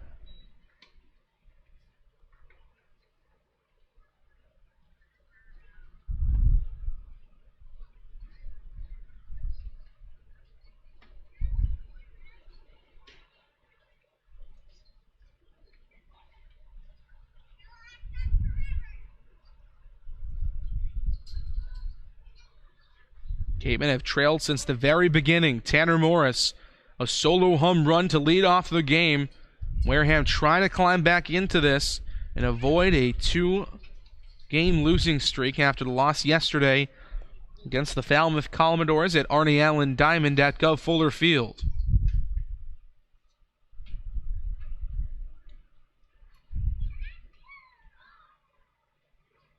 Tying run is in the hole for him here. 0-2. Waved on and missed. Big cut from Sahid Valenzuela. Isaac Collins had faked toward second base, so that leads me to believe there might have been a hit and run on. Yeah, there had to have been a play on there, JD, because we don't ever see Sahid Valenzuela chase a pitch that far out of the zone. Very disciplined, and he knows he's not going to hit this pitch up high, but you don't want to look like you weren't attempting the hit and run, and it was actually a good ball for Meadows to throw on, but holding up is Collins. He's kind of the worst of both worlds because Collins doesn't get to go to second, and Valenzuela strikes out because of the play. So now 2 outs in the 8th inning. Austin Shenton trying to get something going for the Gatemen. Keep this rally that Isaac Collins started going. Doubled in his last plate appearance. First pitch to him here is in there for a strike, 0-1.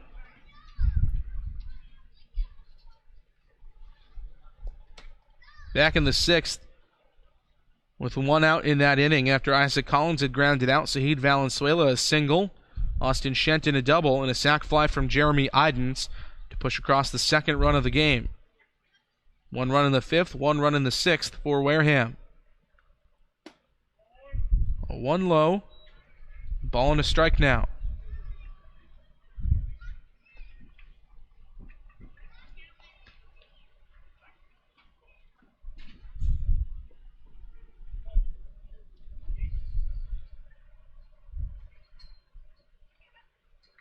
Throw over again, but Collins back in, standing up.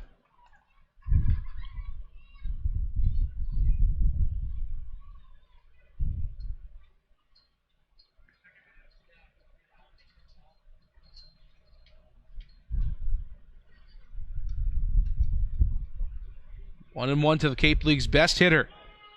Fastball in the outside corner, called strike, 1-2. See the strike zone starting to expand just a touch here in the late innings.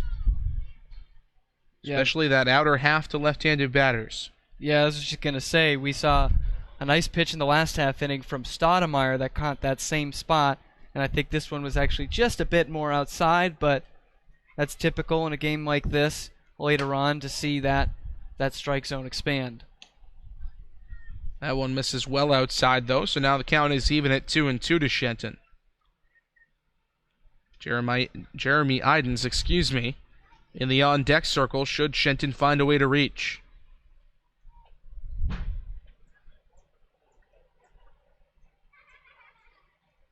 Two from the big righty Kirby. Misses down low. Isaac Collins off with the pitch. Throw down. Got him.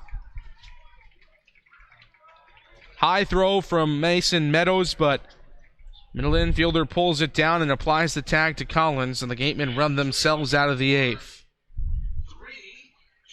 6-2 Harwich as we head to the top of the 9th inning. There'll be a new pitcher on the mound when we come back on the Gatemen Baseball Network. The Gatemen wish to thank Patty Wild and the trustees of the John Wild Charitable Trust for their continued support of Gatemen Baseball in Wareham. South Coast Health, operators of Charlton Memorial Hospital, St. Luke's Hospital, and Toby Hospital, delivers an unmatched combination of clinical excellence with a personal touch. They are proud to serve as southeastern Massachusetts and Rhode Island's only not-for-profit health system, as well as the region's largest employer. South Coast Health, the best care plus something more. One of the Gatemen's favorite places for their post-game meals is Cool Cone, where you can get anything from fried clams and fried chicken to an ice cream sundae, and then top it all off with a round of mini golf. Cool Cone, located on Route 6 on the Wareham-Marion line.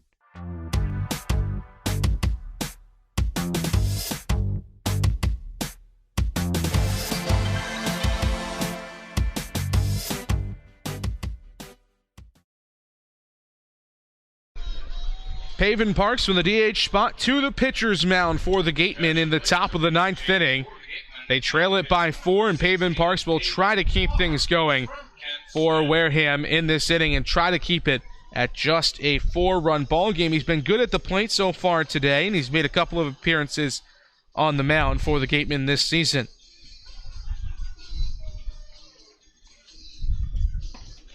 Parks out of Kent State, a two-way guy coming off his junior year. As we've mentioned a couple of times, a 24th round pick of the San Diego Padres this season in the MLB draft. As a pitcher, he's gone 1 game, 1 inning against Chatham the other night in the 9-2 win. Gave up a hit and struck out 2, but of course we have seen him pitch more than once this season. He was at the crux, at the center of the protested game that the Gatemen will replay on Wednesday against the Hyannis Harbor Hawks at McKeon Park. Yeah, and he didn't quite have the control in that game. He hit a batter and gave up a hit. Did get out of the inning, but that was the beginning of it at Pavement Parks, and then trying to hit for himself, which is not in violation of Cape League or NCAA rules, and that's how we get that protest. And he obviously was not allowed to hit. And that's why we're going back to McKeon Park on Wednesday. Barely afternoon. Barely. We'll be there in the morning. We will be. Game scheduled to come and be played at noon.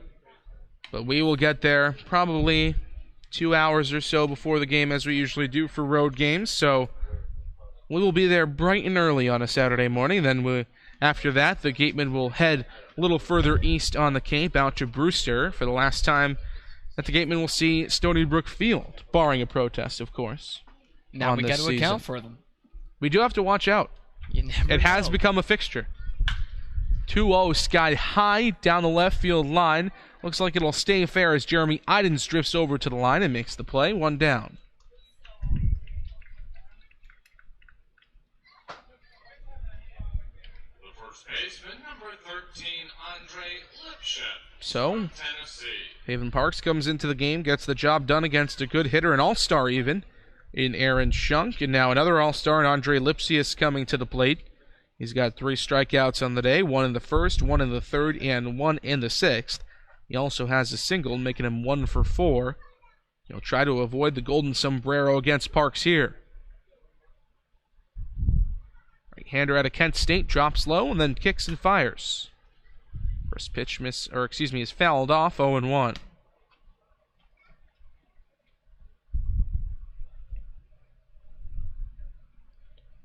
CS out of the SEC in Tennessee. First baseman on most nights for the Harwich Mariners, although he can play both corner infield spots. Also played a little bit of third base this season for the Volunteers down in Knoxville. 0-2 pump foul down the right field side. Jacob Goldfarb gives it a chase, but no Ben Norman sliding attempt for Goldfarb. Going back to that play from Norman, that was a scary play. Remember last year, Dustin Fowler making his MLB debut with the Yankees, tried to make a sliding catch, just ripped up his knee when he crashed into the wall. Ends up being out for the rest of the season, gets traded. Ben Norman, though, okay. 0-2 hit to the right side of the infield. Couple of hops to Isaac Collins. Throwing to first in time, 2 gone. Yeah, it makes me think my Red Sox, Blake Swihart, a couple years ago playing left field. Similar play, that high left field wall. Not the Green Monster, you know what I mean. The one that brings it towards third base. He slid into that feet first, ripped up his Achilles. Missing the rest of the year. A lot of ways you can hurt yourself. It's not good, especially going... I mean, head first is obviously not an ideal way to go, but feet first could probably cause more injuries, more different injuries than just a concussion. Neither one's a good option. I don't want it to sound like I'm saying go in head first. You could argue that the damage could be worse if you go hit in head first, but that's beside the point. 0-2 now the count to Brad Diebo as he cuts and misses at a good breaking ball from Pavement Parks. Parks just 1 strike away from getting out of this inning unscathed and getting the Gatemen to the bottom of the 9th with a chance to try to come back from down 4. Debo 1 for 4 on the day. Singled and then was caught stealing 2-6 in the last inning. In the last time he came to the plate back in the 7th.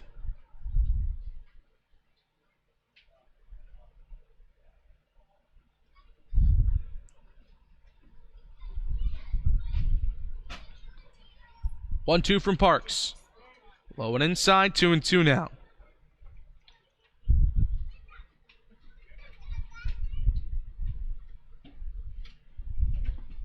Sun has almost completely set down the left field side here at Spillane Field. Early start time, working toward the third hour of this game. 2-2 roped down the left field line, but just foul to the left of the third base bag.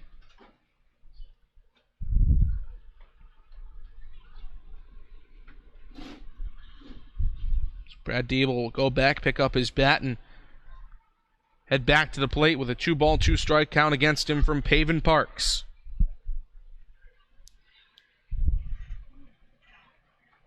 Right-handed pitcher out of Kent State started this game at DH. And gets Debo swinging on strikes. Big strikeout for Pavin Parks. Ends the ninth inning in 1-2-3 fashion. Gatemen trail at 6-2 as we head to the home half of the final inning of play here from Spillane Field on the Gatemen Baseball Network. Wareham House of Pizza has been serving Wareham and Marion for over 40 years with steak and cheese, pizza, and subs. Located in Shaw's Plaza, head on over for pickup or let them deliver to you.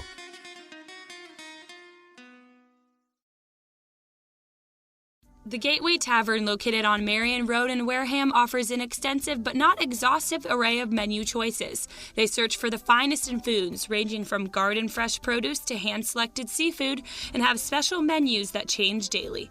The Gateway Tavern is proud to be the official helmet of the Wareham Gatemen. Established in 1877, TM Riders is a family-run insurance agency located in downtown Middleborough, Massachusetts. TM Riders' goal is to find the best coverage at a fair rate for their customers, but they really value giving the best service they can provide. Visit the office on Thatcher's Row if you would like P&C insurance information, quotes, and policies.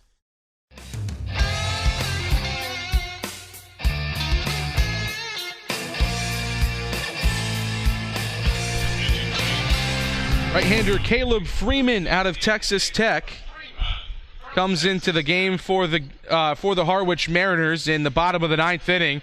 He'll look to close it down against the Wareham Gatemen offense that has struggled over the past 2 days. Just 5 hits in today's game after just 3 hits yesterday. But it is the right part of the order to get it going. Jeremy Idens will lead it off for Wareham. Austin Shenton will lead it off for Wareham after he was at bat for a caught stealing of Isaac Collins in the 8th. Yeah, and that might be a good thing, I guess, if with Isaac Collins being thrown out at second base. You still get the heart of your order coming up 3, 4, 5. That'd be Shenton, Idens, and Goldfarb. So you start things off when you need a couple runs with the guy who is right up at the top of the leaderboard as far as average in the entire league. So, it's obvious, but it's now or never. You got to start getting those first couple of guys on if you want any chance in this game. So the right-hander Freeman into the game, coming off his sophomore season at Texas Tech, out of the Big 12 from Abilene, Texas. Thus far this season with Harwich, well, he's been like Andrew Miziazik 2.0, but from the right side, a .87 ERA in 4 games. He's gone 10 1/3 innings, giving up 6 hits with 3 walks and 5 Ks for the right-hander. So Austin Shenton will get things started. Shenton is 1 for 3 on the day, 1 of 5 hits for the Gatemen, a double back in the 6th inning for him. Freeman will work exclusively out of the stretch.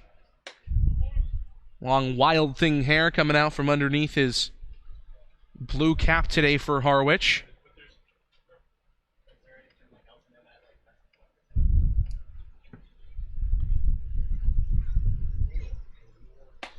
Thought the Gatemen might have gotten things going offensively a bit. They scored a run in each the 5th and 6th innings, but since then in the 7th and 8th they have been blanked by a good pitching staff for Harwich coming into the game as 1A, 1B pitching staff with the Falmouth Commodores, both coming into today with 3.32 ERAs for the team. 1-1 to Shenton, though, deposited into left field for a single. So the rally is on for the Gatemen. Here comes Jeremy Idens. That's definitely the way you want to get it started. Get on base any way you can. But Shenton actually going to the opposite field, which he doesn't do very much. It's a good piece of hitting for him to get on base to start things off in the ninth. We've actually seen a lot of teams put the shift on against him, so opposite field not necessarily the strength, but you don't hit almost 400 without ever going to the opposite field. It's just been a lot of pull hits for Austin Shenton this season. One guy that can spray it to all fields, though, Jeremy Iden's in the batter's box. First pitch to him popped up on the infield. Lipsy is called off by Casals. One gone.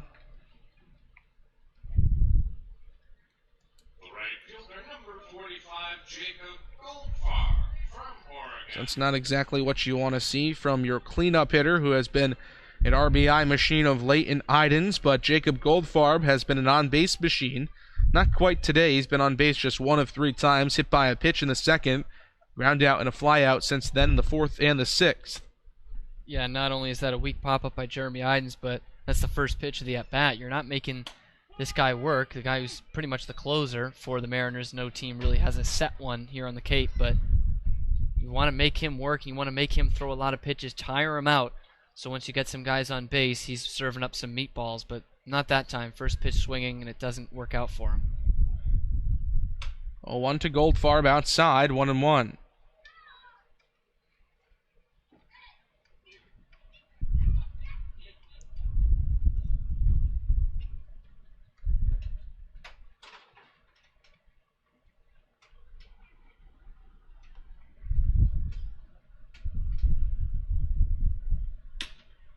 One fouled off down the right field side. 1-2 now.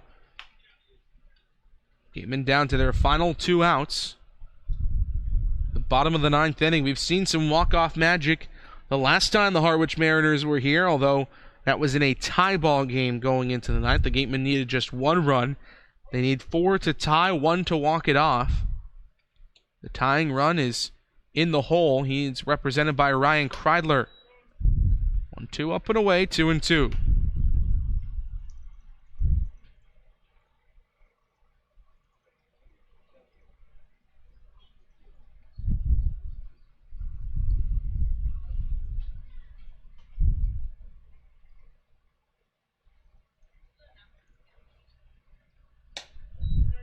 Two outside, 3-2. So Jacob Goldfarb living up to his, I guess you could call it, role as the on-base guy for this Gateman team. Just 1 pitch out of the zone away from reaching base and putting runners at first and second for Paven Parks, who's coming to the dish next. 3-2, checked his swing on a pitch outside. They're not even going to worry about an appeal. They'll let Goldfarb trot down. 1 out walk and runners at first and second base. Here comes Paven Parks. That's some serious plate discipline from Goldfarb. That's a really good looking pitch. And not only does he lay it off, but also starts to swing and still holds it up. Knows it's just above the strike zone. Is able to get on with another walk. It's pretty odd, you might say, for a guy like Goldfarb to be batting in that 5th hole. He gets on base a lot, but doesn't have a lot of power. But that pays off for the Gatemen in this inning anyway. First pitch misses to Paven Parks, 1-0 to the left-handed hitter out of Kent State, who just threw a scoreless, hitless, walkless appearance in the top of the 9th inning. Got it done on the mound, now trying to get it done at the plate. 1-0 in at the knees for a strike. 1-1 in a 6-2 ball game.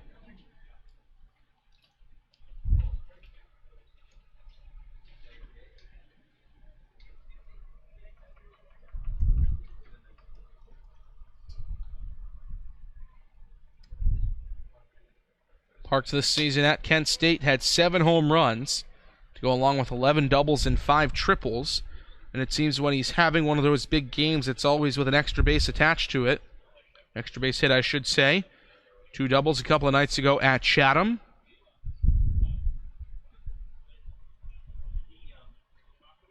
Extra base hit would do wonders here for the Gatemen. 2-1 outside, 3-1. Couple of close pitches missing here from Freeman. And that's going to really favor the Gatemen, who aren't swinging the bats too well as of late, as we've mentioned ad nauseum tonight. To work a couple of walks, work some hitters' counts, should do wonders for this lineup. 3-1 low. Pavin Parks on with a walk, bases loaded for Ryan Kreidler. Pavin Parks channeling his inner person he admires most there, Tom Brady. Admires him for the calm demeanor he shows in any situation. We've seen Tom Brady lead many a comeback for the New England Patriots over the years. Of course, the thought process goes back to 2 Super Bowls ago with the Atlanta Falcons, the 28-3 game. Not quite 28-3, but still a pretty hefty lead for the Harwich Mariners with a 4-run advantage here in the 9th, and Pavin Parks got it started on the mound in the top half of this inning. Will look to keep it going, or did keep it going here with the bat in hand in the 9th. Didn't have to swing it, but reached base anyways. And yeah, so much of that is also like that Super Bowl in the sense that Pavin Parks knows he has a job at the plate right now, or when he was at the plate. He's not trying to hit that one over the wall and make it 6-5. He's just thinking, I just want to get on base. If I'm not getting my pitch, I'm not getting my pitch, but I want to get on base. And that takes some resolve for kids, especially ones who are the best players on their team in college baseball, coming into a part of a bigger team on the Cape. And he's able to show some discipline, like Goldfarb ahead of him, take some close pitches, not trying to do too much. That one a close pitch, but called a strike to Ryan Kreidler, the shortstop out of UCLA. 1 for 3 today, flied out to right field in the 2nd, doubled and scored a run in the 5th, and then flied out to left in the 7th inning. A 1 from Freeman low, 1-1. The last 2 at-bats have almost made up for that Idens flyout. As I mentioned, you didn't see anything from Freeman. It was the first pitch. Now you're really wearing him down. A couple of those pitches, as I've mentioned again, have been pretty close, but the Gatemen know what the strike zone is right now. 1-1 low, 2-1. I just don't know if Continuing Freeman to knows where work. the strike zone is.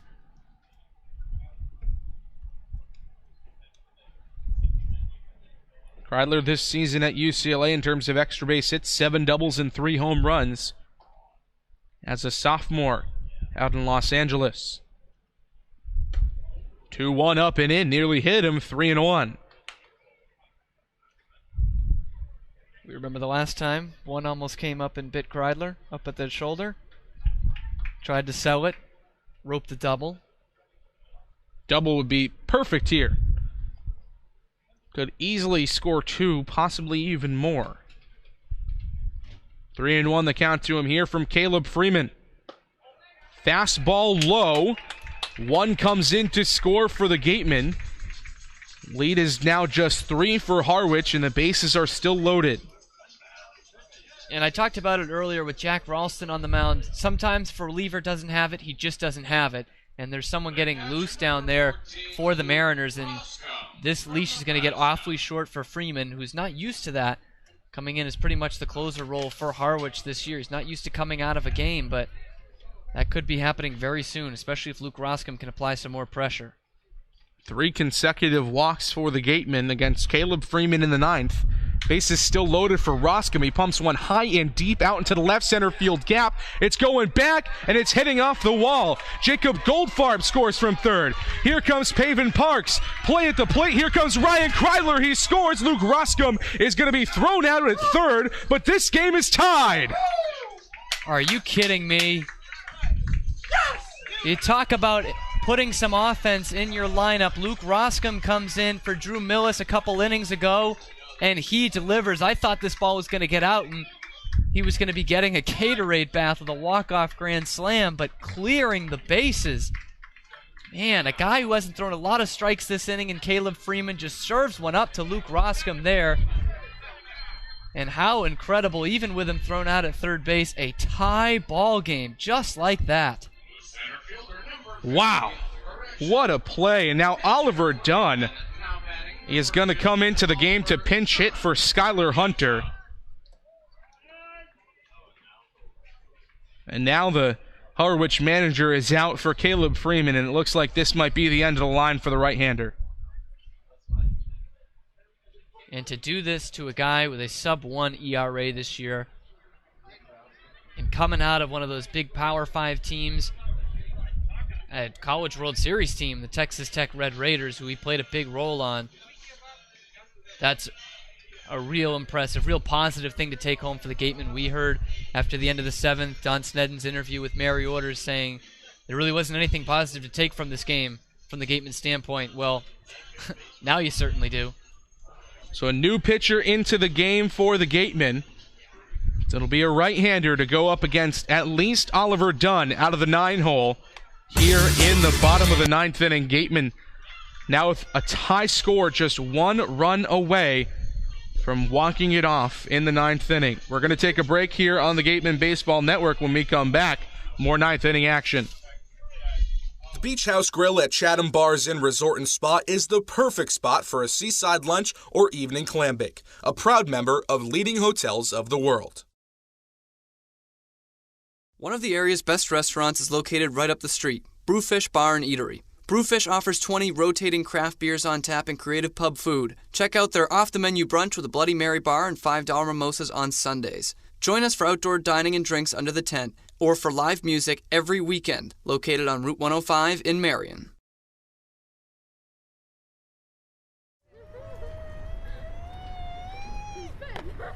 Beat the heat and join us at Water.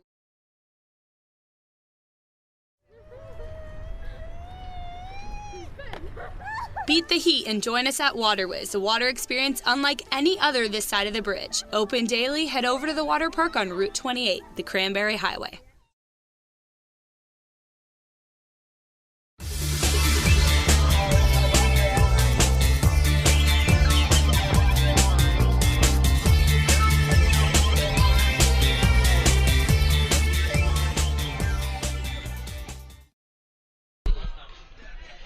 The right-hander Alex Wood into the game. We've got a tie ball game, Cam Stewart, here in the bottom of the 9th inning. Who saw this one coming for the Gatemen? Certainly not me. I am dumbfounded right now. They haven't had the offense working at all this weekend, and it just comes alive in kind of a weird way. They walk 3 guys in the inning, does Freeman, including bringing a run home, and then all of a sudden, Luke Roscom, of all people, comes away with the big hit, almost leaves the yard to the opposite field, left center out here in Spillane, and clears the bases with it. Just unbelievable. Not only have we not had the big hit for the Gatemen the last few days, we haven't had much of any hits from the Gatemen. And they work the count, they get guys on base, that's all they're worried about, and Luke Roscom gets a pitch to drive. Unbelievable. Pitch to drive to the opposite field, too. He went the opposite way to one of the deeper part of the parks, out in the left center field alley, and we have got a tie ball game with Oliver Dunn coming to the plate for the Gatemen. He will pinch hit for Skylar Hunter with 2 outs against the new pitcher, Austin Wood, out of Stetson, 6'4", 227 pounds, from Barberville, Florida.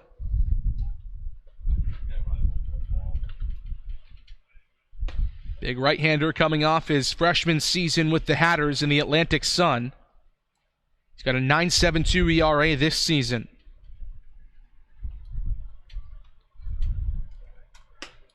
1-0 outside, 2-0 to Dunn. Not much left on your bench if you're Don Snedden, so that's why he's bringing in Oliver Dunn, but it'll make for a bit of an odd scenario if they play on into the 10th.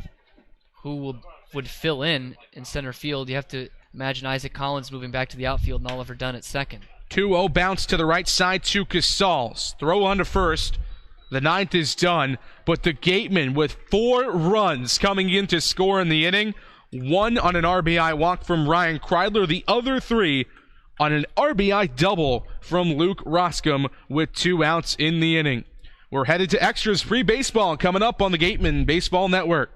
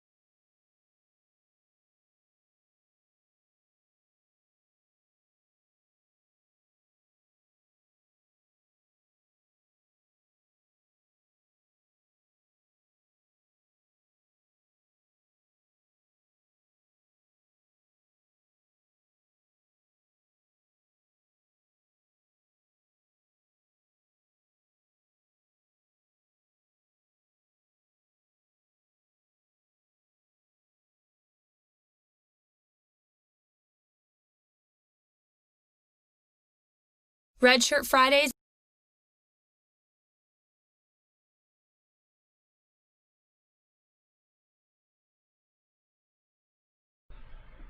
Top of the 10th inning, first inning of extras here from Spillane Field. A miraculous comeback in the bottom of the 9th for the Gatemen, ties it up. Paven Parks back to the mound, and Danny Casals is the batter in the 10th. First pitch, nice breaking ball out of the hand of Parks right on the inside corner, 0-1. Casals has reached base 3 times today, a single, a walk, and he's reached on an error. 0-1, strike again, 0-2. Parks got the Mariners to go 1-2-3 in the 3-4-5 holes, yes. So he got the heart of the order to go down, now dealing with Casals, who has been a thorn in the Gatemen's side today, the second baseman out of Maine. 0-2, called strike 3 on the inside corner from Paven Parks, and there's one gone in the 10th. I was a little surprised to see Paven Parks out there. Not much time to get someone warmed up in that 9th inning, because obviously 3 runs coming home to tie the game on one play. But, man, Parks, good morning, good afternoon, good night. See you later. First batter, he proves me wrong. Looking to prove you wrong a little bit more here against Ben Norman. First pitch to the Iowa Hawkeye in there for a strike, 0-1. Ben Norman struck out twice in this game, once in the second, once in the fourth, against Tyler Kaiser and Tyler Ahern, respectively. Since then, he's walked twice and scored a run. A 1 from Parks fouled off, 0-2.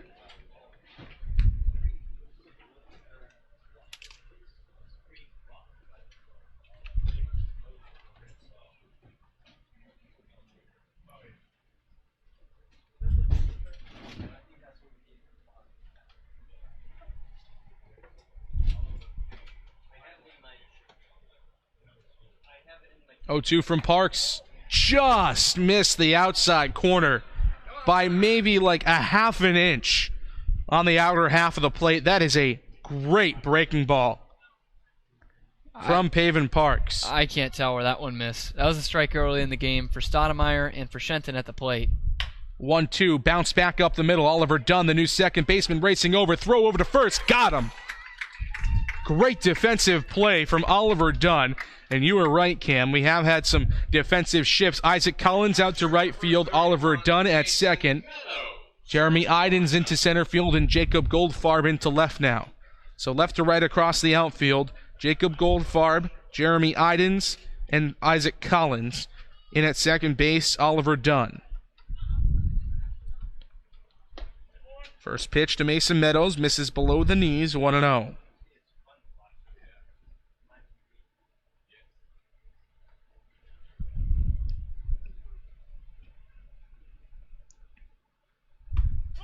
Breaking ball in there for a strike. We've seen him break that off a couple of times in this inning. It's looked great. Even count.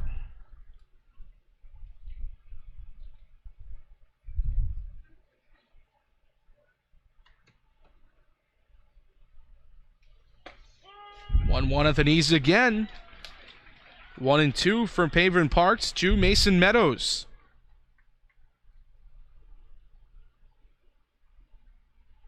Meadows today, 0 for 3. Fly out to center field, a strikeout, a walk, and a ground out. 1-2, bounce to the third base side, but foul.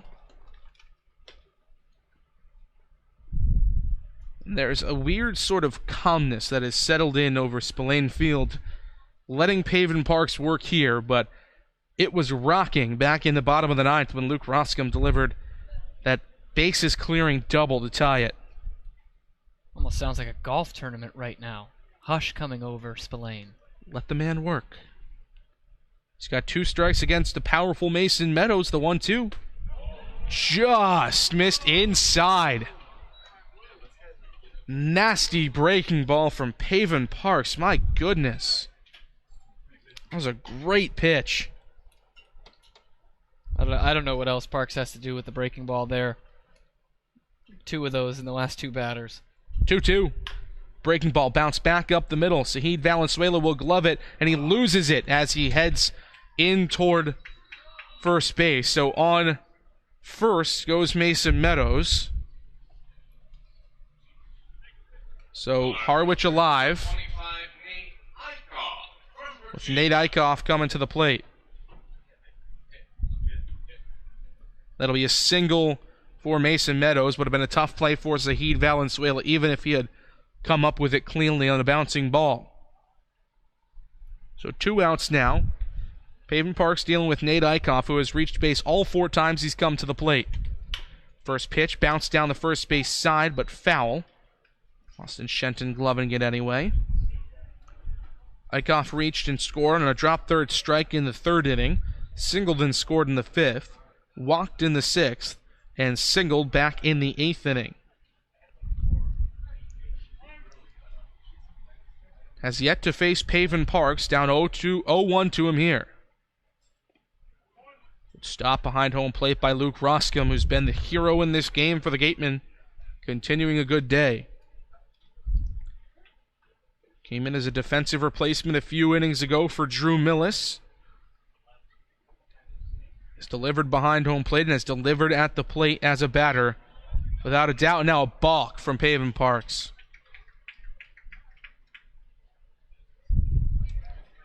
So Mason Meadows up to second. And now we're going to have a pinch runner come into the game. It'll be Logan Driscoll. So you're switching one catcher for the other, but apparently some faith in the speed of Logan Driscoll. Listen, Drew Millis is a fast guy behind home plate for the Gatemen. There could be another quick catcher out there. Guess so. We talked about shortstops earlier. That's a position that's become a lot more athletic. Absolutely. Catcher position, so you hope for their sake that he is. You don't really see the Pudge Rodriguez's and Yadier Molinas of the world anymore coming up as catchers. And really, I think, over to Blake Swihart. He's an athletic guy, can play multiple positions.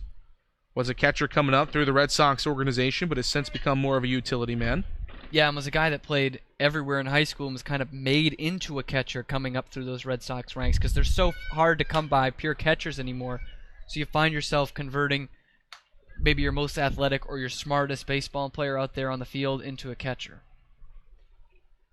So Logan Driscoll, the pinch runner at second. 1-2 the count to Nate Eichhoff, the Virginia Cavalier in the batter's box against Pavin Parks. 2 outs, top of the 10th. Gatemen have already erased a 4-run deficit in the bottom of the 9th inning. 1-2. Called strike 3 on the outside corner. Pavin Parks coming up huge, both at the plate and on the mound. 3 strikeouts for him on the day, and that will do it for the top of the 10th. Tie ball game still 6-6. Gatemen look to walk it off, and the bottom half when we come back on the Gatemen Baseball Network. For a nostalgic Located along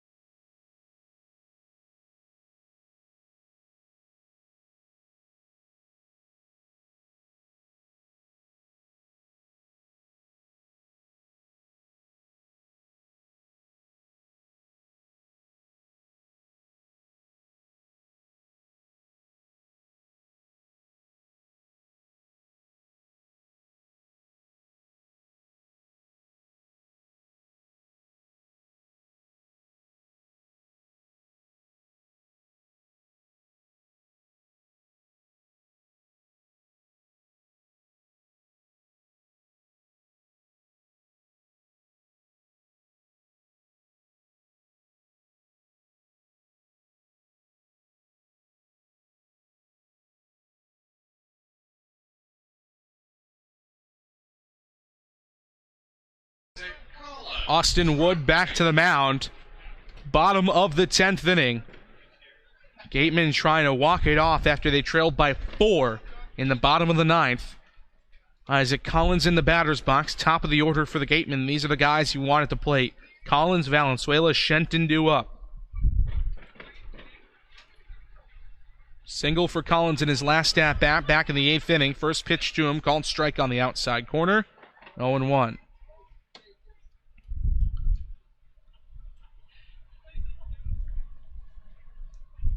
It's been a wild one from Spillane Field. Offense really struggling in this game for the Gatemen, really dating back to yesterday before exploding in the 9th. This one's flared out into left field, and it will fall in front of Nate Eichhoff. So a leadoff single for Isaac Collins. And now this really becomes reminiscent of that game against Harwich because Collins got on and then scored the run in the walk-off win the last time the Harwich Mariners were here. Yeah, it's looking awfully familiar. Unfortunately for the Gatemen, no Bryant Packard to bring in that run, that game-winning run on the sacrifice fly. But some guys in the middle and the bottom of the order last inning who really had the magic going. So Isaac Collins on at first. Last time he was on the base paths, cut down on a caught stealing in the 8th to end that inning. Zahid Valenzuela shows bunt, gets one down, and a good one in between first base and the pitcher's mound. Collins moves up to second on the sacrifice. So Valenzuela does exactly his job. Runner in scoring position for Austin Shenton.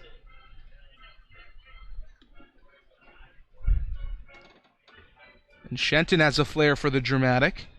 Game 1 of the doubleheader with Orleans in the first week of the season, a walk-off home run. And another improbable comeback for the Gatemen, another game in which their offense struggled. Yeah, they were lucky to only be down 2 runs going into the 9th in that game.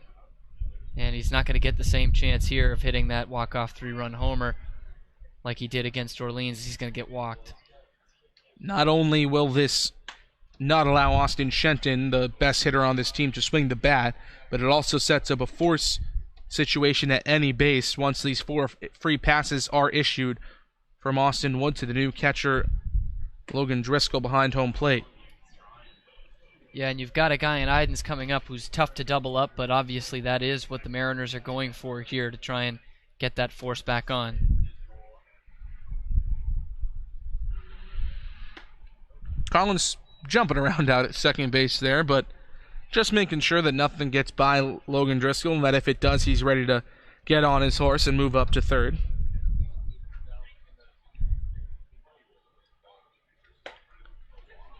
Fourth pitch out of the strike zone delivered to Austin Shenton. He's on with an intentional walk.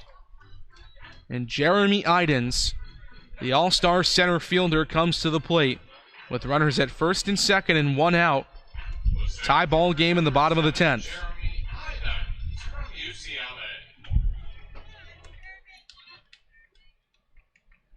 A tough 0 for 4 for Idens today, but obviously can erase all those with almost anything to the outfield here. Collins is a speedy runner. Sharp hit to left field might be an issue, but almost anything that gets down out there will win it. First pitch to Idens, misses low, 1-0. Today for Idens, flyouts to center field twice, a sacrifice fly to right field, and then popped up as the first run of that 9th inning.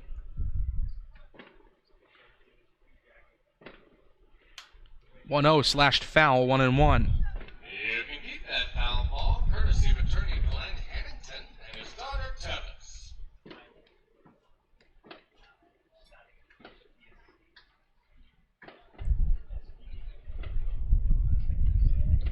Now, was it just coincidence that fireworks started going off in the 9th inning when the Gatemen put 4 across? I think it was divine intervention. How poetic the Cape League can be. Americana is one of your favorite words to describe this league, Cam, and That's Americana is every exactly what we're getting. Every time, that's what I hear. I'm pretty sure even Peter Gammon said it when he was on with us and could do it. Norman Rockwell, Americana, summer catch. That's humbling, wood bats. These are all like your keywords.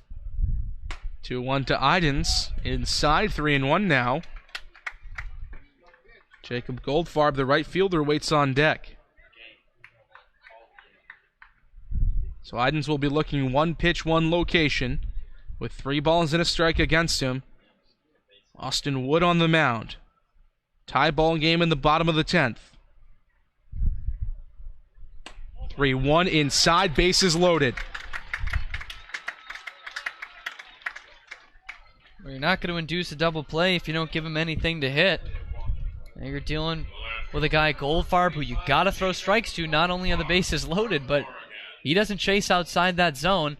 Wood hasn't been featuring too much nasty breaking stuff, so this is definitely in the Gateman's favor right now. Very similar situation. Runner at third, less than 2 outs. That runner is Isaac Collins. The outfield is in to try to eliminate the possibility of a sac fly. First pitch to Goldfarb outside, 1-0.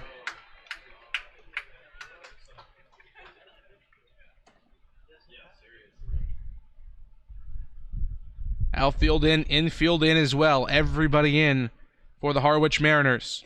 1-0 gets away. Isaac Collins racing home, and he will touch home, and the Gatemen win it. A walk-off wild pitch. Isaac Collins is doused with the Gatorade. At least they tried to get him, and the Gatemen win it 7-6 in extra innings. Wow. For all the work the Gatemen have to do to tie up this one, in the 9th, they get a bit of a freebie in the 10th. They couldn't score on the wild pitch earlier. Pavin Parks was gunned down at the plate. This one easy, not even a slide from Isaac Collins, all the way to the backstop. I had said Wood didn't feature much breaking stuff, and that might have been why, as it gets by Meadows and all the way to the backstop. And the Gatemen with maybe their most improbable win of the year. What a win for the Wareham Gatemen. Pavin Parks not only scores a run in this game, he also picks up the win. He has 3 strikeouts in a relief appearance. The hero of this game was Luke Roscom. He didn't even start. Yeah, comes in as a defensive replacement, but as I had said a few times, definitely the offense in mind there, and to kind of protect Drew Millis from any further brutality behind the plate. And Roscom's a guy who's struggled this year. The bat's been coming on a little bit as of late, the last couple weeks, but hasn't been getting consistent playing time. Gets a pitch to hit in the 9th inning and has his best drive of the year out to left center. And that's just baseball, man. An absolutely improbable win for the Gatemen. They only had 4 hits going into the 9th inning. Or they had 5 hits going into the 9th inning, I should say. And they deliver with 3 in the 9th and the 10th to win it in walk-off fashion. An absolutely fantastic win for the Wareham Gatemen as they move to 18-11-1 on the season and keep a 3-point lead over the Hyannis Harbor Hawks in the Western Division. The Harwich Mariners move to 13-16-1, and this one really hurts the Mariners moving forward in terms of playoff contention. Yeah, a team that's trying to fit into that playoff role right now is taking a big hit. We kept mentioning how big a win this would be going into the off day tomorrow for them, and it hurts all that much more that it's a loss. Your bullpen blew it. You put in your high-leverage guys at the end of the game. It looked like that was your bridge. And Caleb Freeman, a guy who's been lights out all year, you bring in for the 9th inning to try and close it out. And not even a save situation, a 4-run ball game that he comes into, and he just completely blows it. Perhaps the most impressive win of the season for the Gatemen in terms of the wherewithal it took for this team to pull it off. 7-6 the final. An extra innings walk-off wild pitch wins it for Wareham. Folks, thanks for making it through this entire broadcast, because you could have left when the Gatemen were down 4 in the 9th, but if you did, then you missed out on something special. We want to thank you for listening to this broadcast of Wareham Gatemen Baseball on the Gatemen Baseball Network. The general manager of the Wareham Gatemen is Andrew Lang. The producer of today's broadcast is Trevor Russo. Our sideline reporter is Mary Orders. Thanks to our beat writer Ian Visser for providing the in-game Cape League updates, and today's WCTV broadcaster Henrique Demore. The next broadcast of Wareham Gatemen Baseball will be Tuesday as the Gatemen play the Falmouth Commodores right here at Spillane Field in Wareham, Massachusetts for a 6:30 start. The Gatemen have tomorrow off for Monday, Monday is tomorrow, as they travel to Fenway to work out at Fenway Park. Game starts at 6:30 on Tuesday. Our coverage begins at 6 p.m. with Gatemen pregame live. For Cameron Stewart, I'm J.D. Rachi saying so long, and thanks for tuning into this presentation of Wareham Gatemen Baseball on the Gatemen Baseball Network. Once again, your final score, a walk-off effort in extra innings. The Wareham Gatemen 7, the Harwich Mariners 6. We will talk to you on Tuesday night.